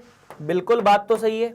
साथ ही साथ बीटा + 4 बटा 2 बराबर 0 होना चाहिए, ये दोनों बिंदु, और गामा -8 बटा 2 बराबर 4 होना चाहिए। तो इसे सॉल्व करोगे तो 2 यहां गया, 4 में से गया 2, तो अल्फा का मान आया 2। बीटा का मान, अल्फा का मान आया 2, बीटा का मान कैसे आएगा? अल्फा बराबर 2 बीटा बराबर, बीटा प्लस 4 बराबर 0, तो बीटा बराबर -4 और गामा, इसको यहां किया तो 8, 8 और 8 16, तो ये जो बिंदु है डी वाला वो मिलेगा 2, -4, 16। इस तरह से आपके सामने ये तीसरा बिंदु निकला। ठीक, अब मैं आपको यहां ट्रिक बताता हूं। Let's discuss that trick. क्या होती है ट्रिक? अरे बड़ी सिंपल है, मतलब इसी से निकली है, आपको याद रखना हो तो रख लो। यदि ये बिंदु एक समांतर चतुर्भुज है x1 y1 z1, x2 y2 z2, x3 y3 z3 और उसके बाद x4 y4 और z4, अगर ऐसा आपको दिया है तो सदैव याद रखिए कि इन दोनों का जोड़ मतलब x1 plus x3, y1 plus y3, z1 plus z3 बराबर इन दोनों के जोड़ के बराबर होता है। मतलब x2 plus x4, y2 plus y4, y2 plus y4 और z2 प्लस z4। चाहो तो इससे उस प्रश्न को हल करके भी देख सकते हो। इन दोनों का जोड़ इन दोनों के जोड़ के बराबर, मतलब 6 - 2, 2 प्लस अल्फा, ऐसे करके देखो 6 - 2 बराबर 2 प्लस अल्फा, तो ये इधर गया तो -4 हो गया, तो अल्फा का मान 2 आया। अल्फा का मान 2 ही था, क्या 2 ही था। -2 4 प्लस बीटा, तो -2 प्लस 2 बराबर 4 प्लस बीटा, तो बीटा का मान यहां से -4 आ जाएगा बिना किसी परेशानी के। 2 से 2 गए, -4 इधर। आखिरी 4 प्लस 4 -8 गामा, तो 4 प्लस 4 बराबर -8 प्लस गामा, तो गामा का मान हुआ 4 4 8 और 8 इधर आया तो 16। यही आया था क्या? यही आया था। तो सिंपल है, याद रहेगा। चलिए बात करते हैं प्रश्न नंबर 9 समाप्त। बहुत प्यारा सवाल है। आगे के सवाल 10वें वाले के बारे में, मतलब सीक्वेंस से सवाल है तो अच्छी बात है। दर्शाइए कि त्रिभुज एबीसी जिसके शीर्ष ए बी और सी ऐसे हैं एक समकोण त्रिभुज है। अगर आपको समकोण त्रिभुज बताना है, हालांकि त्रिविमीय ज्यामिति में इसे बताने के तरीके और भी हैं, पर वो 12वीं कक्षा में है। यहां पर अगर ये समकोण त्रिभुज है तो क्या, तो आपको इस केस में दूरी निकालनी पड़ेगी ए से बी की, बी से सी की और सी से ए की, और पाइथागोरस प्रमेय को संतुष्ट कराना पड़ेगा, है ना। पाइथागोरस प्रमेय क्या होती है ये डिस्कशन आप लोग अपन कर चुके हैं। ए बी का वर्ग बराबर बी सी का वर्ग प्लस ए सी का वर्ग लिख देंगे, पर अभी अपन इस त्रिभुज को देखते हैं। जब तक हमें नहीं पता हो कि त्रिभुज कैसा है, हम उसको समकोण बनाए ना बनाए बात बराबर है। मैंने ऐसा त्रिभुज बना दिया, मान लीजिए ये ए है, 0 4 1, ये बी है, आपको 2 3 और 1, ठीक है, और ये सी है 4 5 और 0। मैं पाइथागोरस प्रमेय यहां क्यों नहीं लिख रहा हूं, उसके पीछे एक कारण है, ठीक है। कारण ये है क्योंकि पाइथागोरस प्रमेय में आपको ये फिक्स होना चाहिए कि कर्ण कौन सा है। इस त्रिभुज में आप बता सकते हैं कर्ण कौन सा है, देख के बताओगे सर ये वाला कर्ण है, लेकिन जरूरी नहीं है ये वाली लंबाई कर्ण हो गई। तो उस स्टेटमेंट को मैं थोड़ा सा अभी यहाँ इग्नोर कर रहा हूं। जब सवाल का सॉल्यूशन करेंगे तब उस स्टेटमेंट को जरूर लिखेंगे, ऐसा कुछ। तो अब मैं जा रहा हूं दूरी सूत्र की तरफ। दूरी सूत्र से मुझे दूरी मिल जाएगी फटाफट। 3 जो दूरियां हैं, दूरी सूत्र क्या है, x2 माइनस x1 का वर्ग, y2 माइनस y1 का वर्ग और z2 माइनस z1 का वर्ग।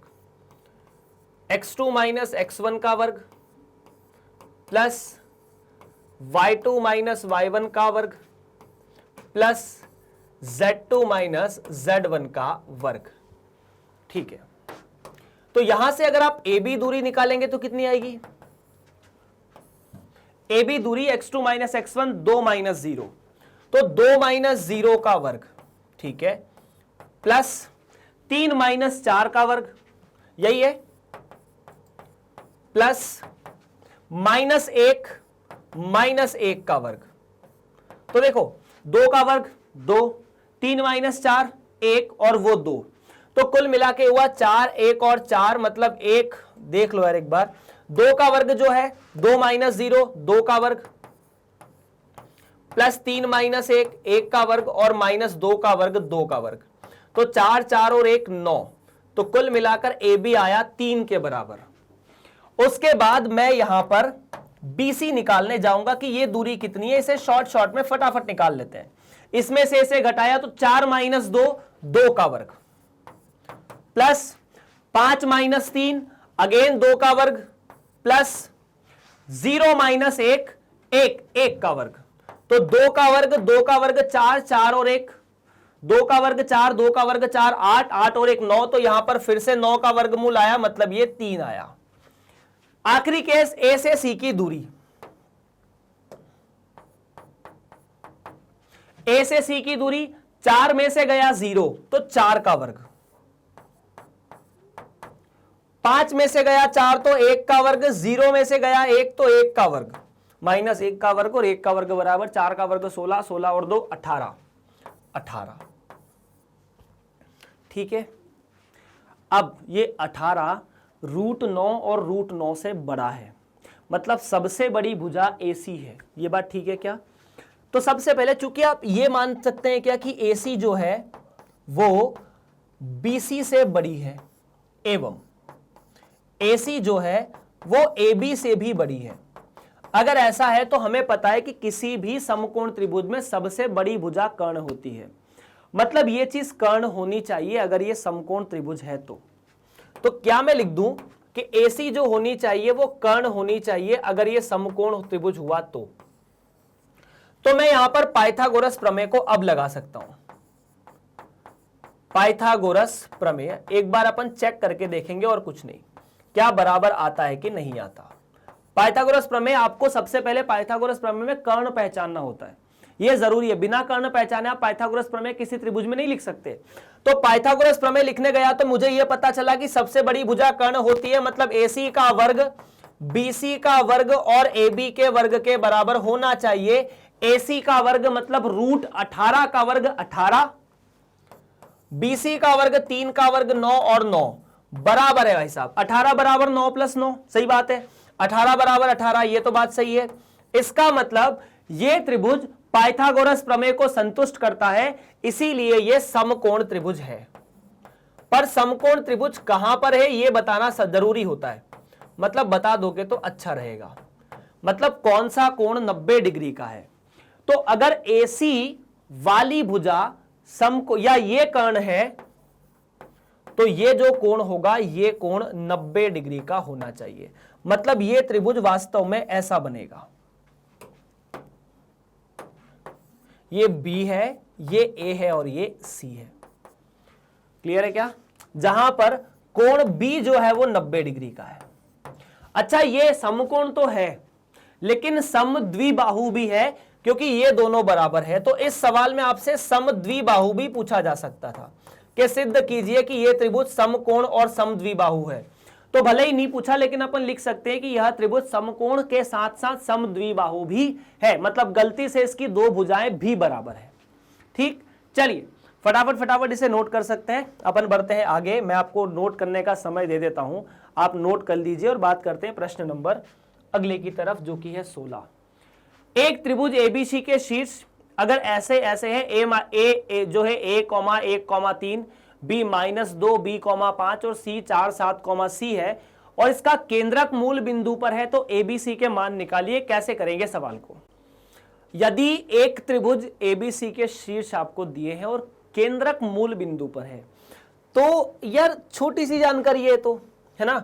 हमें यह पता है कि अगर कोई त्रिभुज ABC है जिसके निर्देशांक x1, xy1 और z1 है ना, जैसे x1, y1 और z1 है, x2, y2 और z2 है और x3, y3, z3 है। ये तीन बिंदु आपको दिए गए हैं। इन तीन बिंदुओं से दो चीजें हो सकती थी, या तो ये तीनों के तीनों एक ही रेखा पर होते या त्रिभुज बनता। त्रिभुज बना, त्रिभुज का केंद्रक दिया है G क्या है? केंद्रक है। और इसको निकालने का फॉर्मूला, यदि ये बिंदु A है, ये B है और ये C है, तो क्या होता है? सिंपल सा फॉर्मूला होता है सर, सारे x को जोड़ दो डिवाइडेड बाय 3। ये इस नोटेशन को आप याद रख लीजिए क्योंकि 15वें अध्याय में ये काफी कारगर है। उसके बाद सारे y को जोड़ दो डिवाइडेड बाय 3 और सारे z को जोड़ दो डिवाइडेड बाय 3। यही करना होता है केंद्रक में, x1 plus x2 plus x3 divide by 3, y1 plus y2 plus y3 divided by 3। और ये आपको प्रश्न में मूल बिंदु मतलब 0,0,0 दिया है। तो क्या मैं लिख सकता हूं कि सारे xi डिवाइडेड बाय 3 का जो जोड़ है वो 0 है? इसका मतलब 3 का 0 में गुणा करोगे तो 0 आएगा, मतलब सारे xi का जोड़ 0 है। xi का जोड़ मतलब आप i का मान 1 लो, 2 लो या 3 लो, मतलब x1 plus x2 plus x3 तीनों का जोड़ 0 है, ऐसा कहने का मतलब है। इसी तरह y1 वाले के साथ भी होगा, ठीक है। क्या मैं लिख सकता हूं इसी प्रकार में y वाले के बारे में बात भी कर सकता हूं? बिल्कुल कर सकता हूं। y वाला भी हो जाएगा y1 plus y2 plus y3 बराबर 0, साथ ही साथ z1 plus z2 plus z3 बराबर 0। अब आपके सामने x1 y1 z1 की जगह a 1 और 3 है, मतलब यदि आप इन तीनों बिंदुओं को x1 y1 z1 की जगह a 1 और 3 ले लें, b वाला बिंदु -2 b -5 ले ले और c वाला बिंदु 4, 7, c ले ले, तो सारे x का जोड़ 0 होने का मतलब है ये x1 x2 प्लस x3 मतलब a -2 और 4, दैट मीन्स a साथ में -2 प्लस 4 बराबर 0, a -2 प्लस 4 2 होता है, दैट मीन्स a बराबर -2। साथ ही साथ y2 मतलब 1 b और 7, तो आपको मिलेगा 1 प्लस b प्लस 7 बराबर 0, इसका मतलब b का मान -8। आखिरी में 3 -5 और c, तो क्या यहां से आपको 3 प्लस -5 प्लस c बराबर 0 मिलेगा? बिल्कुल, यहां से c का मान आपको मिल जाएगा 2। तो आपके सामने ABC के मान निकालने थे, ये आ चुके हैं, यही आपका फाइनल आंसर है। तो इस प्रकार से आपने तीनों मान निकाल लिए। फिनिश। बढ़ते हैं आगे, देख लो अगर कोई समस्या यहां पर हो। ऐसा सवाल वैसे हमने NCERT में भी किया था, एग्जाम्पलर में भी इसका सवाल है, बड़ी अच्छी बात है। मान लीजिए A, B और C एक त्रिभुज के शीर्ष है, कोण A का अंतः समद्विभाजक बिंदु BC को D पर मिलता है, D के निर्देशांक ज्ञात कीजिए। कोण A का अंतः समद्विभाजक, ये एक बहुत ही बढ़िया सवाल है। मतलब आपने जो कक्षा 10 में चीजें पढ़ी है ना, उनका प्रयोग यहां बहुत अच्छे से किया है इस सवाल में। कोण A का अंतः समद्विभाजक मतलब कोण A को 2 बराबर टुकड़ों में तोड़ने वाला। माध्यिका से इसको रिलेट मत करना, माध्यिका और अंतः समद्विभाजक में अंतर होता है ना। मैं इस चीज को बता देता हूं, आपको थोड़ा सा यहां एक्सप्लेनेशन की आवश्यकता है। अगर मान लीजिए एक त्रिभुज है ऐसा,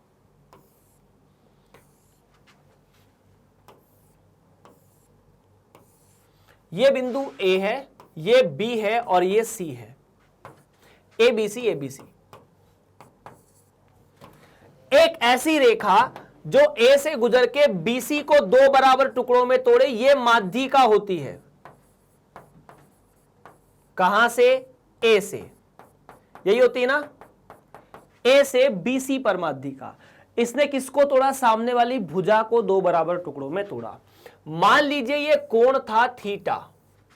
ऐसी एक रेखा जो इस कोण को 2 बराबर टुकड़ों में तोड़ दे, इसे कहते हैं A का अंतः समद्विभाजक।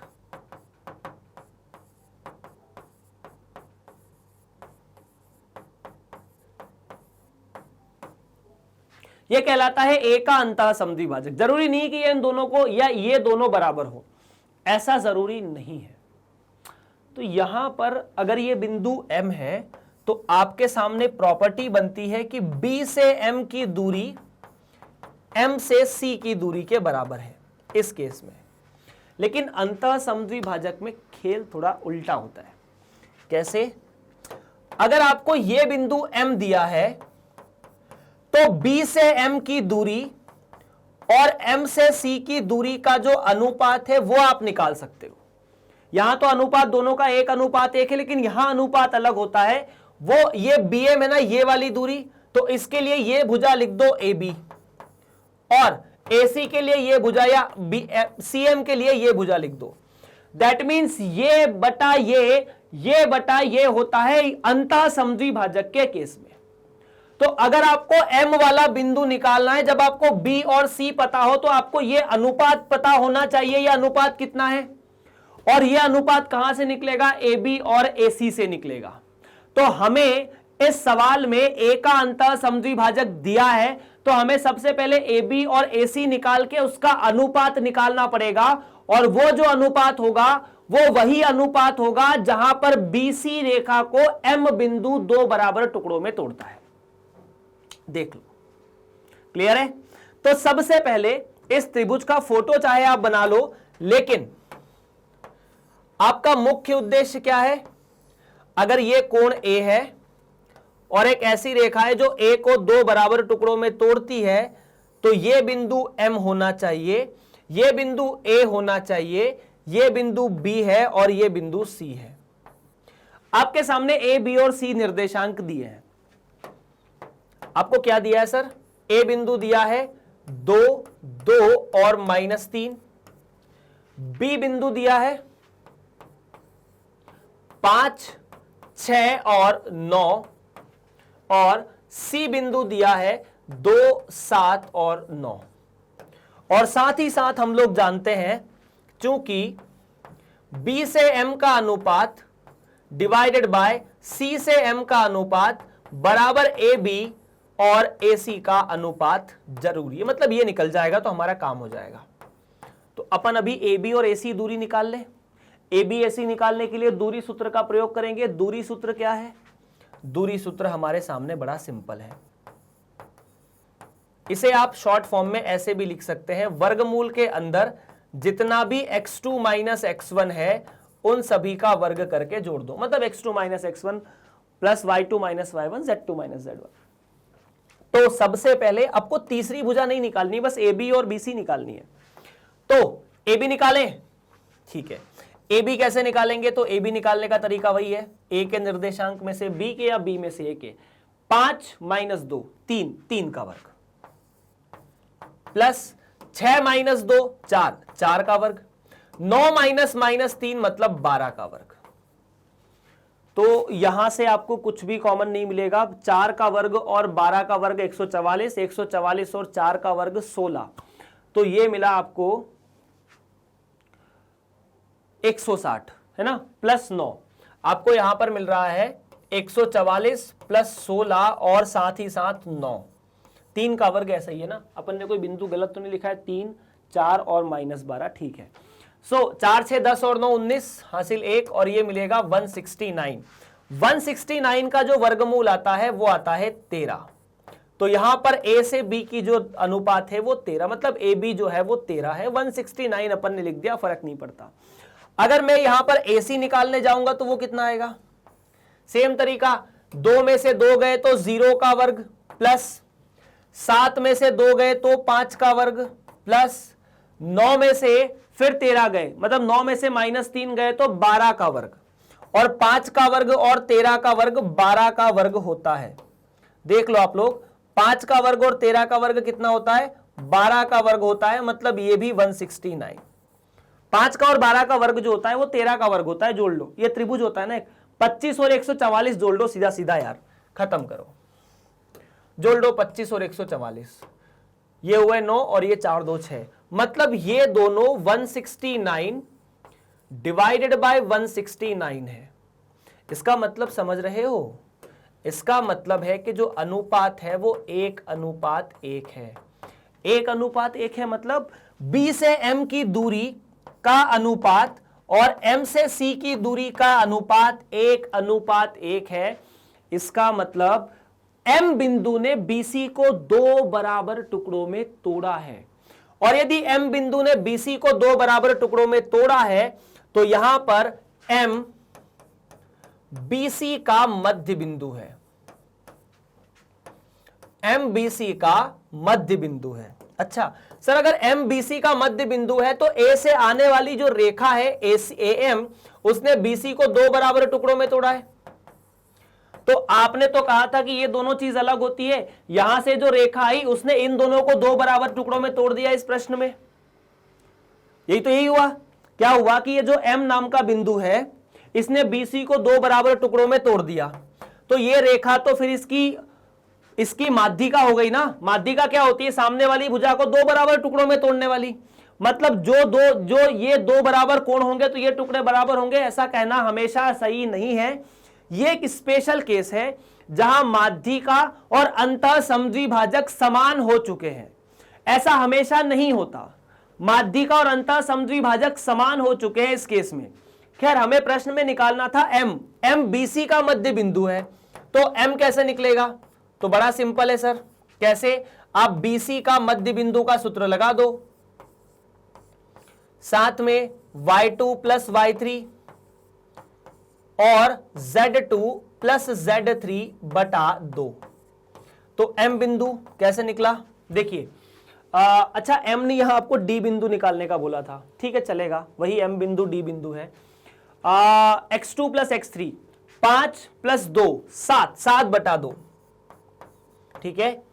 6 और 7 13, 13 बटा 2, 9 और 9 18, 18 बटा 2, तो ये तो आ गया 9। यही आपका D बिंदु है। तो आपका आंसर मिलेगा कि D बिंदु जो है वो 7 बटा 2, 13 बटा 2 और 9 है। वेरीफाई कर सकते हैं B और C का मध्य बिंदु, 5 2 7, 6 और 9, 6 और 7 13 और 9 और 9, ठीक है। आपको वास्तव में M की जगह इसको D बिंदु बोला था, इसे D बिंदु भी ले सकते हैं, चिंता की कोई बात नहीं है। सो इस तरह से ये प्रश्न समाप्त होता हुआ। कॉन्सेप्ट है कुछ जिन्हें आपको याद रखना है, भले ही आप किसी भी कक्षा में पढ़ो, 11वीं में पढ़ो कि 12वीं में पढ़ो। चलिए नेक्स्ट आगे बढ़ा जाए। एक त्रिभुज की भुजाओं के मध्य बिंदु है, तो त्रिभुज के शीर्ष तथा केंद्रक ज्ञात कीजिए। अच्छा सवाल है ये, है ना। अच्छा सवाल कैसे है वो देखो। आपको ये बोला है कि त्रिभुज की भुजाएं दी है कुछ ऐसी।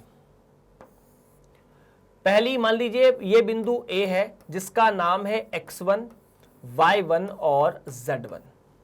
दूसरा बिंदु है B वाला जिसका मतलब है x2, y2 और z2।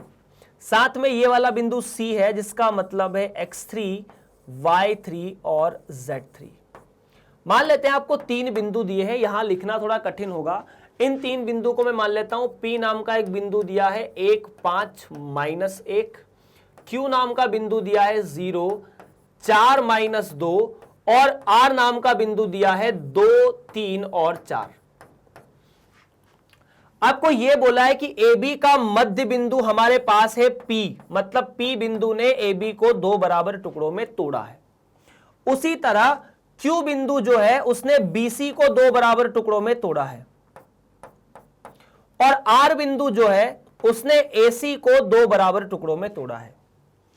अब वो आपको दिए गए हैं, मतलब इस रेखा का मध्य बिंदु P आपको दिया है, इन दोनों का मध्य बिंदु Q और इन दोनों का मध्य बिंदु R आपको दिया है।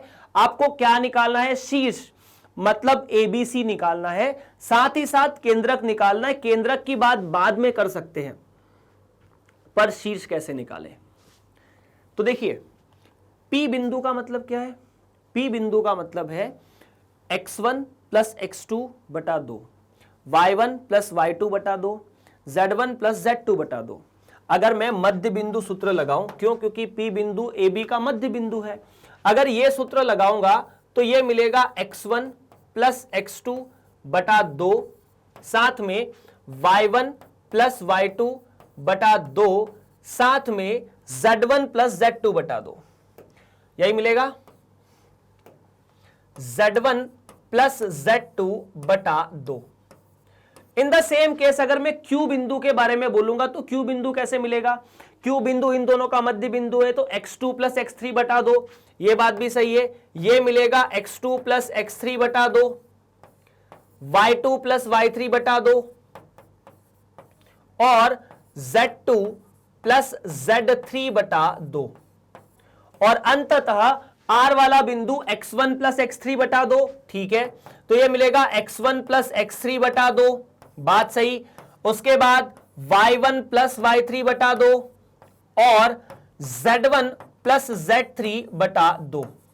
नाउ अब देखो यार, फटाफट अगर तुलना करोगे तो आपको क्या क्या समीकरण मिलेंगे।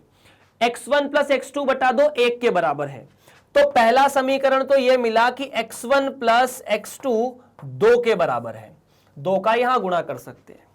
साथ ही साथ अगर इन दोनों को गुणा करोगे तो x2 प्लस x3 बटा 2 0 के बराबर है, तो दूसरा समीकरण तो यहां से मिलेगा x2 प्लस x3 बटा 2 बराबर 0, तो x2 प्लस x3 बराबर 0। x1 प्लस x3 बटा 2 के बराबर है, तो यहां से मिलेगा x1 प्लस x3 जो है वो 4 के बराबर है। किसके बराबर? 4 के बराबर। इन्हें हल करते हैं, यहां से आपको x1 x2 और x3 मिल जाएगा। देखो कैसे, आप क्या कर सकते हैं, पहले तो इसमें से इसे घटा दो, ठीक है। मतलब आपने, अगर ये समीकरण 1 है, ये समीकरण 2 है और ये समीकरण 3 है, तो आप क्या कीजिए, समीकरण 1 में से समीकरण 2 को घटा दो। तो अगर 1 में से 2 को घटाया जाएगा तो x1 plus x2, x2 plus x3, x2 से x2 चले गए, x1 माइनस x3 बराबर 2। और तीसरा समीकरण x1 प्लस x3 दिया है, x1 प्लस x3 बराबर 4। दोनों को जोड़ोगे तो x1 कितना आ जाएगा, x1 2x1 बराबर 6, तो x1 का मान 6 और उसी तरह x1 का मान 6 नहीं 3, और 3 में से क्या घटाऊं कि 2 आ जाए, तो x3 का मान आया 1। आपके पास x1 की जगह पर 3 आ चुका है, x3 की जगह पर 1 आ चुका है। अब x2 कैसे निकालो, यहां से x2 प्लस x3 बराबर 0, x3 बराबर 1 है, तो x2 बराबर -1 आ जाएगा। यहां रख के देख लो, x2 बराबर -1, तो यहां से x2 का मान आया -1। यह तरीका था x निकालने का, ठीक है। अभी y निकालें, तो इस वाले पार्ट को अपन थोड़ा सा हटा देते हैं। ये वाले पार्ट को अपन ने फिर से हटा दिया, कैलकुलेशंस फिर से वही होंगे जैसा कि y का होने वाला था, ठीक है। चलिए y निकालने की कोशिश करते हैं। y1 प्लस y2 बटा 2 5 के बराबर होना चाहिए, क्योंकि ये 5 और ये y1 प्लस y2, मतलब y1 प्लस y2 बराबर 10। दूसरा समीकरण y2 प्लस y3 बराबर बटा 2 बराबर 4, तो यहां से आपको मिलेगा y2 प्लस y3 बराबर 8। और तीसरा y1 प्लस y3 बटा 2 बराबर 3, तो यहां से मिलेगा y1 प्लस y3 बराबर 6। ठीक ठीक, अब जिसे मर्जी करे उसे में से घटा सकते हो। अगर ये पहला समीकरण है, ये दूसरा है और ये तीसरा है, तो किन्हीं भी दो को घटाकर जो रिजल्ट आए उसको तीसरे के साथ प्रयोग करना है। मतलब अगर मैं पहले में से दूसरे को घटाऊं तो y1 में से y2 जाएगा नहीं, y2 में से y2 गया, y1 माइनस y3 बच जाएगा, y1 माइनस y3 बराबर 10 में से 8 गए तो 2, और यहां पर y1 प्लस y3 बराबर 6। दोनों को जोड़ा तो 2y1 बराबर 8, y1 का मान आया 4। y1 का मान आया 4, तो y1 में से y3 घटाते हो तो 2 आता है, तो y3 का मान 2 आ जाना चाहिए, ठीक है। और y3 में क्या जोड़ू कि 8 आ जाए, y2 प्लस y3 अगर 8 है तो y2 का मान 5 आ जाना चाहिए। चाहो जहां से चेक कर सकते हो, यहां से चेक कर लो। y1 का मान 4 है ना, y1 का मान 4 है, प्लस y2 बराबर 10 है, तो y2 का मान 6 आना चाहिए, y2 का मान 6। तो y1 y2 y3 आपके सामने मिला, तो क्या आप लिख सकते हैं, y1 का मान तो 4 है, y2 का मान 6 है और y3 का मान 2 हमने निकाला। z के बारे में बातें कर लेते हैं फटाफट। z के बारे में भी बातें कर सकते हैं, ऐसे ही जैसे हमने इसके बारे में की है ना, x1 y1 z1 के बारे में। चलिए z के बारे में बातें कर लेते हैं। z1 प्लस z2 बटा 2 -1 के बराबर, तो z1 प्लस z2 बराबर -2, z2 प्लस z3 बटा 2 बराबर -2, तो z2 प्लस z3 बराबर -4, और z1 प्लस z3 बटा 2 बराबर 2, तो z1 प्लस z3 बराबर 8। पहले में से दूसरे को घटाएं, Z2 में से Z3 गया तो क्या आपके सामने Z1 माइनस Z3 बराबर -2 -4 मतलब 2 बचा, और ये तो आपके सामने दिया ही है Z1 प्लस Z3 बराबर 8, दोनों को जोड़ दो तो 2Z1 बराबर 10, तो यहां से Z1 का मान आया 5। 5 में से क्या घटाऊं कि 8 आ जाए, या 5 में से क्या घटाऊं कि 3 आ जाए, Z3 का मान आया 2, Z3 का मान 2, Z1 का मान 5। अब मैं Z1 और Z3 में ये देख लो यार, सीधी सीधी बात है, यहां देख लो, Z3 का मान 2 है, Z1 का मान अपने सामने, Z1 Z2 का मान नहीं पता, इसको वहां भेजेंगे तो -6 आना चाहिए। Z1 का मान 5 है, एक बार फिर से वेरीफाई कर लेते हैं, थोड़ा सा मेरे को गड़बड़ लग रहा है। Z1 प्लस Z2 बराबर -2, Z2 प्लस Z3 बराबर -4 और Z1 Z3 बराबर 8, ये तो करेक्ट था। अगर इसमें से इसे घटाया तो ये यहां से गया, ये बचा 2, तो Z1 माइनस Z3 और यहां जोड़ा तो 8, ये भी करेक्ट है, दोनों को जोड़ा तो 2 और ये हो गया 10। Z1 का मान 5 है, ठीक है, Z3 का मान 2 है, तो Z2 प्लस Z3 बराबर -4 है, बात तो सही है। तो यहां से अगर मैं Z2 का मान निकालूंगा तो कितना आ जाएगा, -4 माइनस Z3 मतलब -6, करेक्ट है क्या? Let's verify once again. नहीं, Z3 का मान तो 3 आना चाहिए ना, वही सोच रहा था मैं। Z3 का मान 3 आएगा, 5 में से 3 घटाएंगे तो 2 आएगा, अब करेक्ट है, Z3 का मान 3 है। सो अगर Z3 का मान 3 है तो यहां पर Z2 का मान -7 हो जाएगा, फाइनल आंसर। तो Z1 का मान 5, यहां से मान 5, यहां से मान -7 और यहां से मान 3। तो आपके सामने इस त्रिभुज के निर्देशांक आपको मिल चुके हैं। त्रिभुज के निर्देशांक मिले, बिल्कुल मिले। अब त्रिभुज के निर्देशांक मतलब आपको शीर्ष निकालने थे, जो कि आपने निकाल लिया, आपके सामने जवाब में यहां लिखे हैं। अब आपको निकालना है केंद्रक। तो केंद्रक क्या होता है, केंद्रक भी तो निकालना है ना। तो केंद्रक, एक बार अपन केंद्रक निकाल के देखते हैं, फिर आपको मैं कुछ और बताता हूं। केंद्रक का मतलब है सारे x को 3 से भाग दे दो, सारे y को 3 से भाग दे दो और सारे z को 3 से भाग दे दो जोड़ के। तो x1 plus x2 plus x3, 3 minus 1, 1, ये मिला 3, तो ये आया 3/2 या 3/3 मतलब 1, ऐसा आएगा। अभी y1 4, 6 और 2, 4 6 10 और 2 12, तो 12/3। आफ्टर दैट 5 माइनस 7 और 3, 5 3 8 और -7 1, तो 1/3। तो आपका आंसर आना चाहिए 3/3 1, 4/3, 12/3 4 और आखिरी में 1/3।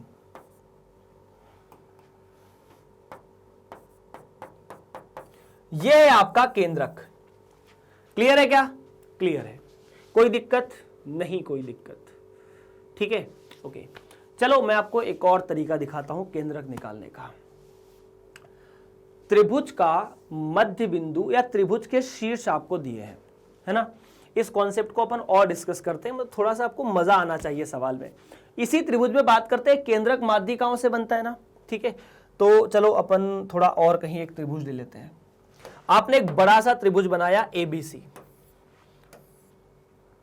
और आपने ये बताया कि इस ABC त्रिभुज का ये बिंदु A है, ये B है और ये C है, और इस ABC का केंद्रक कहीं ना कहीं G होगा, ठीक है। इस ABC का मध्य बिंदु PQR है, ये P है, ये Q है और ये R है।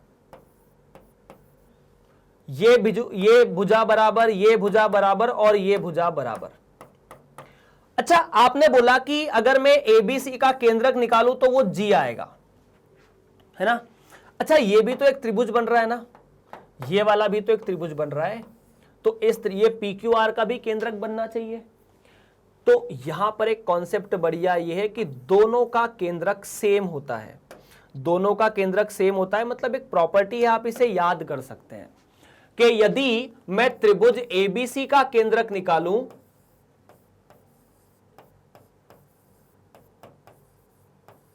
या फिर मैं त्रिभुज PQR का केंद्रक निकालूं। अब PQR क्या है? ABC के मध्य बिंदु दोनों बराबर होते हैं, मतलब यदि मुझे यहां केंद्रक निकालना होता तो मध्य बिंदु से भी केंद्रक निकल जाता, ठीक। सेम केंद्रक आता है, 1, 0 और 2 मिला के 3, 3/3, 1। फॉर्मूला वही लगाना, सारे x को जोड़ के बटा 3, 5, 4, 3, 5, 4, 9, 9 और 3, 12, 12/3, 4, -1, -2, -3, -3 और 4 मिला के 1, 1/3, 1/3।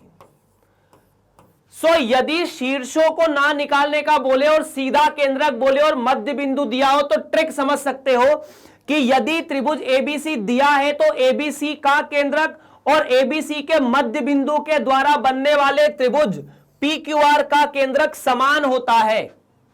बात क्लियर है? क्लियर है। आगे बढ़ते हैं यार, क्लियर है ना? कोई परेशानी समस्या नहीं होनी चाहिए। सिद्ध कीजिए कि बिंदु 0, -1, -7 में 2, 1, -9, 6, 5, -13 संरेख है। प्रथम बिंदु द्वारा अन्य दो बिंदुओं को मिलाने वाले रेखाखंड को विभाजित करने वाला अनुपात भी ज्ञात कीजिए।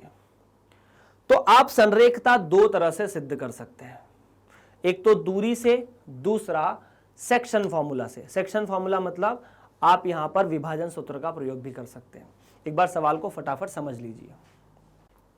तो देखो यार, ये तीनों बिंदु संरेख है, ये आपको सिद्ध करना है। आप इसको दूरी नियम से सिद्ध कर सकते हैं और विभाजन सूत्र से सिद्ध कर सकते हैं। कौन कौन सी विधि? एक तो दूरी नियम, अपन ने सवाल थोड़ी देर पहले दूरी नियम का तो किया है, साथ ही साथ आप इसे विभाजन सूत्र से भी कर सकते हैं। अब विभाजन सूत्र एक करेक्ट चॉइस यहां पर क्यों है? रीजन है कि आपसे विभाजित करने वाला अनुपात भी पूछा है। मतलब प्रथम बिंदु, मतलब ये बिंदु अन्य दो बिंदुओं को मिलाने वाले रेखाखंड को किस अनुपात में विभाजित करता है, आपसे ये भी पूछा है। तो ये प्रथम बिंदु है और ये अन्य दो बिंदु है, अपन इनके बारे में बात करेंगे। प्रथम बिंदु मतलब ये वाला बिंदु, कौन सा? ये अन्य दो बिंदु। प्रथम ये अन्य दो बिंदु 2, 1 और -9 है, और ये वाला बिंदु 6, 5 और -13 है। और ये तीसरा वाला बिंदु है, प्रथम बिंदु है -1 और -7। मान लेते हैं प्रथम बिंदु ए है, ये बिंदु बी है और ये सी है। सो आपको पता करना है, ये तो सिद्ध करना है कि ये तीनों एक रेखा में है। और ये सिद्ध करने का तरीका ये कि आप सबसे पहले ये अनुपात निकालिए कि m अनुपात n कितना है। वो आपको निकालना भी है, प्रश्न में बोला भी है कि ये तो ज्ञात करना ही करना है। मतलब b से a का अनुपात बटा a से c का अनुपात आपको ज्ञात करना है।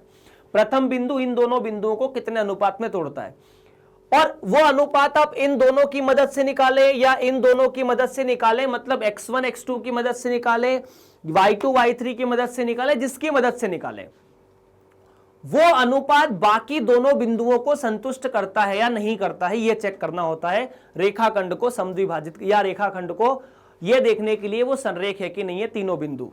तो सबसे पहले मैं यहां पर बात करूंगा विभाजन सूत्र की, है ना। किसके बारे में बात करेंगे? हम बात करेंगे विभाजन सूत्र के बारे में। तो विभाजन सूत्र से अपन निकाल रहे हैं a का, मान लेते हैं ये अनुपात m/n है। हम निकाल रहे हैं a का x निर्देशांक। क्या? a का x निर्देशांक। अब a का x निर्देशांक कैसे आएगा? mx2 plus nx1 divided by m plus n, जिसे आप यहां पर x1 x2 x3 कह सकते हैं। मतलब ये वाला जो बिंदु है वो x1 y1 z1 है, और ये वाला बिंदु x2 y2 और z2 है। तो m को x2 में गुणा करो, n को x1 में गुणा करो, ठीक है। और a का x निर्देशांक आपको साफ साफ तौर पे 0 दिख रहा है, तो 0 बराबर m को गुणा किया 6 में 6m, और n को गुणा किया 2 में 2m या 2n बटा m प्लस n। तो यहां से आपको मिलेगा 6m प्लस 2n बराबर 0, या फिर m बटा n बराबर -1/3। माइनस कैसे आया सर? माइनस इस वजह से आया कि a बिंदु b और c का बाह्य विभाजन है, मतलब a बिंदु bc के बाहर की रेखा में है। खैर हमें कोई चिंता की बात नहीं है। अनुपात हमें निकालना था, वो अपन ने पहले निकाल दिया और वो पहले ही निकलेगा। अब क्या करेंगे? अब ये पता करेंगे कि ये अनुपात इन दोनों बिंदुओं को, मतलब ए का y निर्देशांक और ए के z निर्देशांक को संतुष्ट करता है कि नहीं करता। तो a का y निर्देशांक, मतलब ये अनुपात रखने पर जो a का आपको y निर्देशांक दिया है वही आना चाहिए। ये कैसे निकलेगा?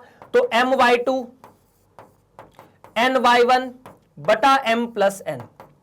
आप इसे दूरी नियम से भी निकाल सकते थे, विभाजन सूत्र का प्रयोग फिर बाद में लग जाता कि अनुपात कितना है। खैर my2 मतलब m का गुणा 5 में करो तो 5 m, अच्छा m का मान 1 रखा जा सकता है, n का मान -3 रख सकते हो। इस विभाजन में m का मान 1 और n का मान -3 रख सकते हैं। m का मान 1, y2 का मतलब 5, तो 1 गुणा 5 माइनस n की जगह 3 और यहां पर रखना पड़ा 1। ऐसा क्यों? क्योंकि हमें पता चला कि यह विभाजन जो है वो बाह्य विभाजन है। ठीक है क्या? ठीक है, ओके। 5 माइनस 3 2 बटा -2 -1। अब देखो y का या a का y निर्देशांक -1 ही है और a का z निर्देशांक निकाल लेते हैं आखिरी। अगर ये भी इसको संतुष्ट करता है, मतलब ये जो अनुपात है वो सही है और ये तीनों आपस में विभाजित करते हैं। a का z निर्देशांक कहने का मतलब है आप निकालिए m को गुणा कर दीजिए z2 में और n को गुणा z1 में बटा m प्लस n। m को गुणा z1 में 1, z1 -13, अच्छा ठीक है। n को गुणा z1 में तो -3 गुणा -9 बटा 1 -3, तो -13 9 तिया 27, तो -13 में से प्लस 27 किए तो 14 डिवाइड बाय -2 -7। तो क्या a का या z निर्देशांक -7 है। मतलब ये जो हमने अनुपात निकाला a के x निर्देशांक से वो y निर्देशांक और z निर्देशांक के लिए भी सही है। अतः ABC संरेख है। क्या मैं लिख सकता हूं? अतः ABC संरेख है। और अब ये अनुपात जो पूछा था ना, उसका जवाब वास्तव में ये होगा कि m और n को 1:3 में बाह्य विभाजन करता है। ये -3 क्यों आया था? बाह्य विभाजन की वजह से, बस। तो विभाजन कौन सा है? बाह्य विभाजन। चलिए, यह हुआ आपका प्रश्न समाप्त। और प्रश्न के साथ ही इस अध्याय की हम लोग समाप्त कर चुके हैं पूरा का पूरा वन शॉट रिवीजन। तो अगर आप इन वीडियोस को मैग्नेट ब्रेन्स की ऑफिशियल वेबसाइट पर देखना चाहें तो जाइए www.magnetbrains.com और वहां पर जाकर ही आपको सीबीएसई हिंदी माध्यम दिखेगा। सीबीएसई हिंदी माध्यम क्यों? क्योंकि हम हिंदी माध्यम के विद्यार्थी हैं। हमारे लिए यूट्यूब का चैनल मैग्नेट ब्रेन्स हिंदी बना तो है, लेकिन अगर वहां पर हमें वीडियो देखने में दिक्कत है तो ये एक बढ़िया तरीका है जहां आपको सारे वीडियो मिल जाएंगे, सारे सब्जेक्ट के। आपने चयन किया सीबीएसई हिंदी माध्यम, उसमें आपको कक्षा 11वीं दिखी, कक्षा 11वीं पे क्लिक किया। इसके अलावा बाकी क्लास के बच्चे बाकी अपनी अपनी क्लास को सिलेक्ट कर सकते हैं, उसको हमने सिलेक्ट किया। वहां पर हमने जो गणित का विषय दिखा इसको सिलेक्ट किया। गणित में एनसीईआरटी पढ़ाई जा रही है तो एनसीईआरटी का पूरा पाठ्यक्रम आपको दिख जाएगा। और भी किताब आएगी, उसका भी विवरण आपको सामने ही मिल जाएगा। बहुत सारे अध्याय है, जिस अध्याय पे क्लिक करोगे उस अध्याय के सारे वीडियो आपके सामने, मतलब सारे टॉपिक दिखेंगे। अब जो टॉपिक आपको पढ़ना उस पर क्लिक करो, टॉपिक पे क्लिक करते ही वीडियो आपके सामने चलना शुरू हो जाएगा। कितना सिंपल काम है। बाकी आपको पता है यार कि किसी भी राज्य के लिए, चाहे आप 6ठी से लेकर 12वीं तक कहीं के भी विद्यार्थी हो, मैग्नेट ब्रेन्स और मैग्नेट ब्रेन्स हिंदी आप सभी विद्यार्थियों को पूरी तरह से आपकी स्कूली शिक्षा मुफ्त प्रदान करते हैं। इसके लिए किसी भी व्यक्ति या किसी भी स्टूडेंट से कोई भी फीस नहीं ली जाती। ये पूरी तरह से फ्री एजुकेशन प्लेटफॉर्म है। आपको पूरा कंटेंट, एक एक प्रश्न 100% सही और 100% शुद्धता के साथ आपको पढ़ाया जाएगा। आपको बस इस वीडियो को लाइक करना है, अपने दोस्तों के साथ इसे शेयर करना है और चैनल को सब्सक्राइब भी करना है। आप सभी से मुलाकात होगी अगली कक्षा में। आपका बहुत बहुत धन्यवाद।